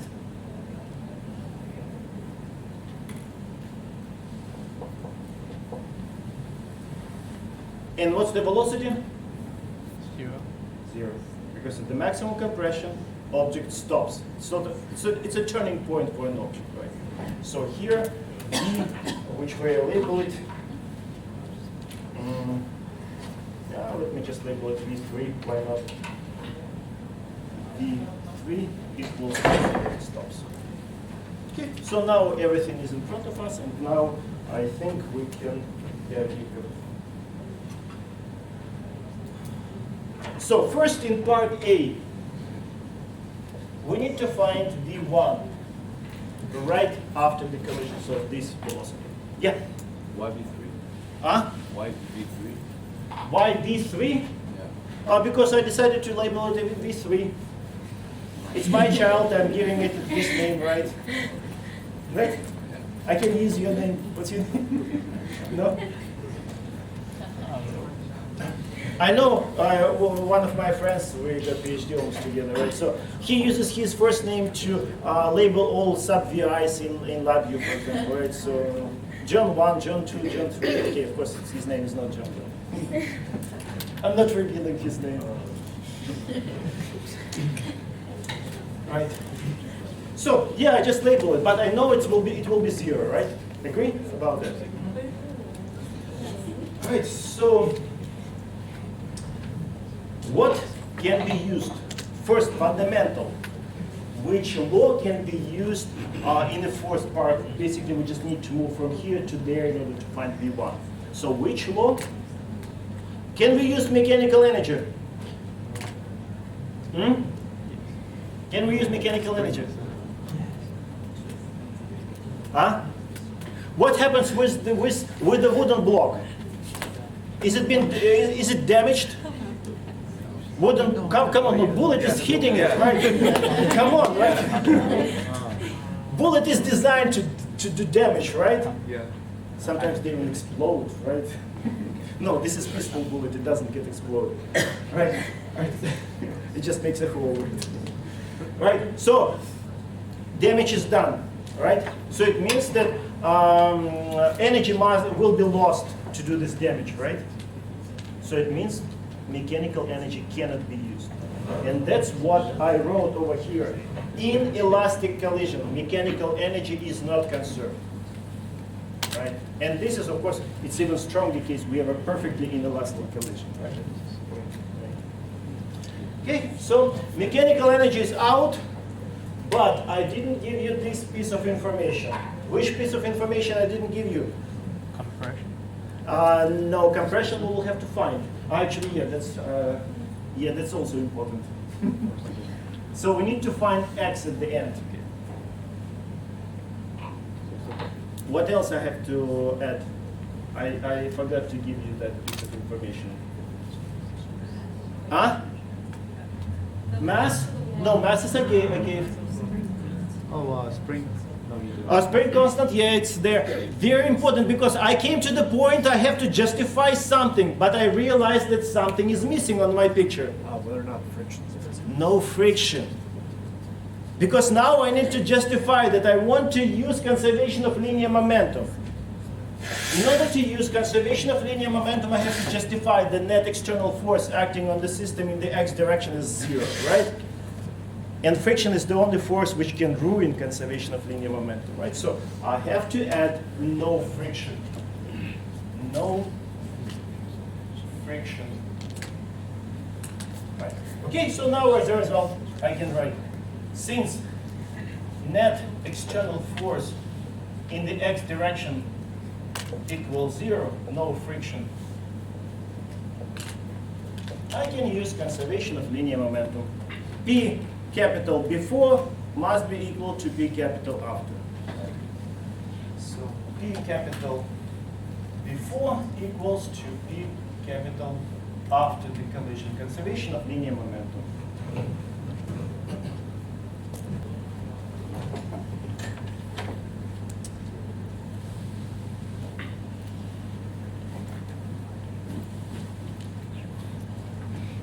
Now it's better. Now it's better. Yeah. Okay, so now, okay, so M before, mv, linear momentum of the bullet. Again, this box, peaceful, M with velocity, initial velocity, 0. Let me use V capital also. Because we know it's waiting. After collision. And you see, since I picked x-axis that way, so this linear momentum is positive. That's the reason why I picked x-axis that way. A line, x, positive x direction should be left. After the collision, what can we say about their common velocity? Point. I wanted to ask about if their velocity common or not, right, with your answer. Of course, velocity is the same, right? Because it's a perfectly inelastic collision, they move together. Right? So we can put in a bracket m small plus m capital times v1. Because it's a perfectly inelastic collision. They collide and they move together. How many unknowns? Just one. Basically, no troubles. We just need to solve for V1. As simple as it can be. So, only one unknown, so we can solve it for V1. So V1 will be equal to MV divided by M capital plus M small. Okay, so if you calculate, of course, I'm not going to plug. Don't forget, of course, yeah, I'll already convert it to kilograms. So, and times 300, so it will be 8.74. 8.74 meters per second. Okay, if you don't, you can reduce number of cycles. 8.74. Good? Okay, part B, of course, maximum compression. We need to find maximum compression, which is X here in the picture right now. So now we have to make a transition from this stage to this stage of the process.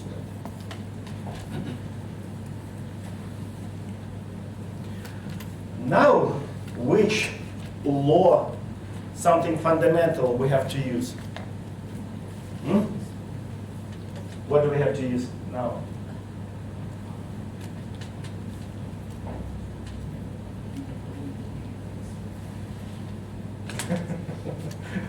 Why me, right? Why me? Okay. Can we use? Okay, let me bug him more, right? He's trying to hide himself, right? Why cannot we use conservation of linear momentum now, for example? Why not? We just now use conservation of linear momentum, but why we cannot use it now? Because the spring now will be pushing with the spring force in that way. Okay, so external force will be there. But since spring force is a conservative force, right? So we can introduce potential energy, spring potential energy. And in a collaboration with kinetic energy, and there is no friction again, no losses of mechanical energy, so we can use. Come on, I said almost everything, right? Now you just need to pronounce, right? So kinetic energy, potential energy, right? So what can be used? Kinetic, potential, what can be used? Of course, conservation of mechanical energy, right? Of course, conservation of mechanical energy, right?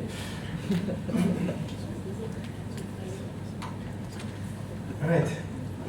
It's like if you start saying, no, famous names of some, famous players of the, revolution, not the revolution, what is?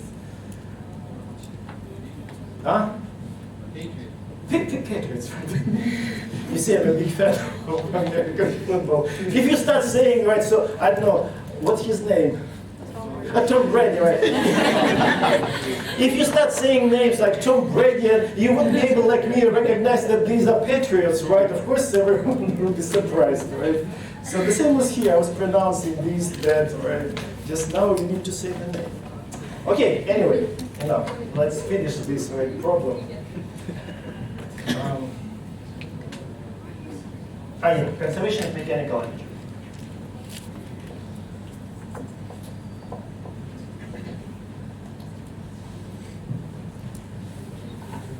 But you know what? When I first came to the United States in 2004, I remember my friend took me to his apartment, right, for my PhD program.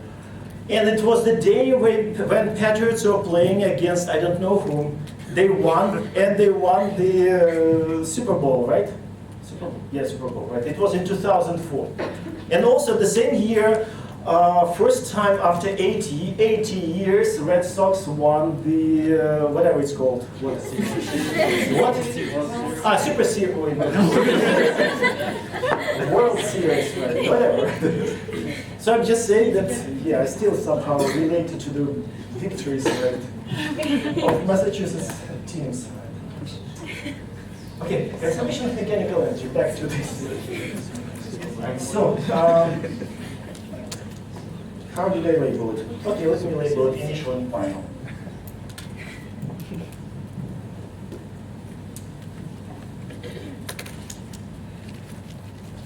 And here, members of this team, K initial plus U initial equals to K final plus U final. Again, I'm running out of subscripts, so I'm using just initial and final. All right.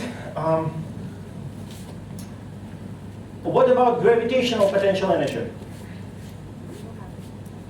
We can dump it, right, because it's constant. And if we pick a reference level over here, right, so it's 0, 0, who cares, right? So among potential energies, we have only spring potential energy, right? At this moment, what about the spring potential energy? This spring is not compressed yet, hasn't started yet. There's no compression of the spring, so spring potential energy at the initial moment of time is 0.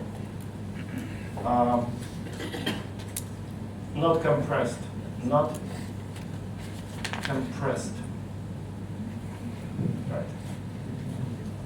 So x equals 0, right? So the object is still at the equilibrium. Final kinetic energy? 0? Yeah, because it's a maximum compression. Stop. Bullet stops moving with the box or block. Final kinetic energy is 0. They stop.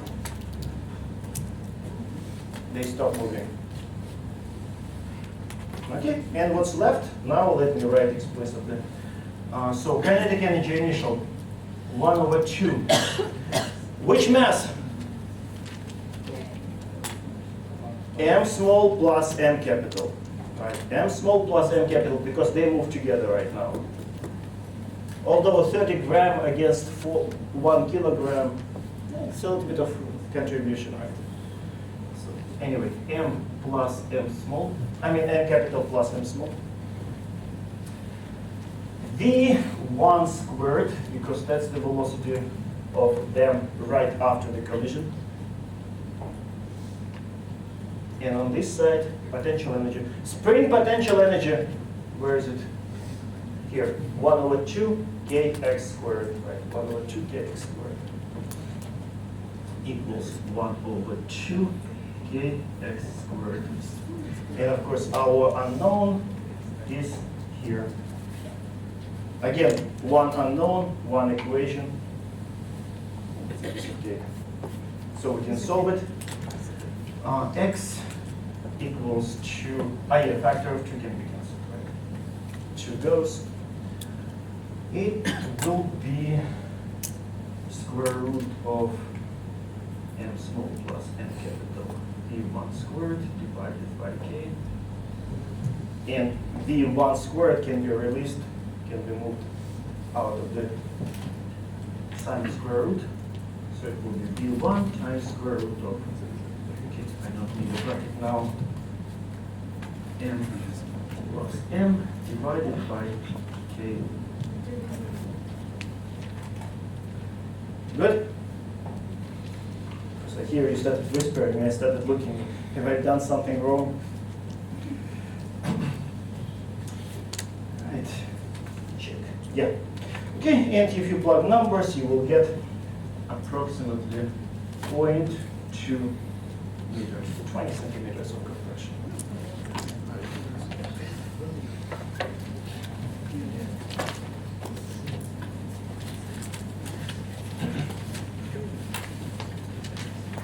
Okay, so now, basically we played with everything except for momentum principle and calculation of the impulse. I prepared one simple problem. It's very similar to, extremely similar to the problems which we discussed in recitation classes. So there is some plot how force changes with time. You calculate area under the plot. It will give you an impulse. And then you combine with the change in linear momentum to find some velocity or something. Right? You can look by yourself. Right? I will send you a PDF file of my notes. And then I hope again by Tuesday video will be ready, right? Because it's so slow. Usually like takes 28 hours to create the video and then another 24 hours to upload it to YouTube. It's very, because the file is about 10 gigabytes, right? So it's kind of heavy. Okay, thank you. And again, no problems about two-dimensional.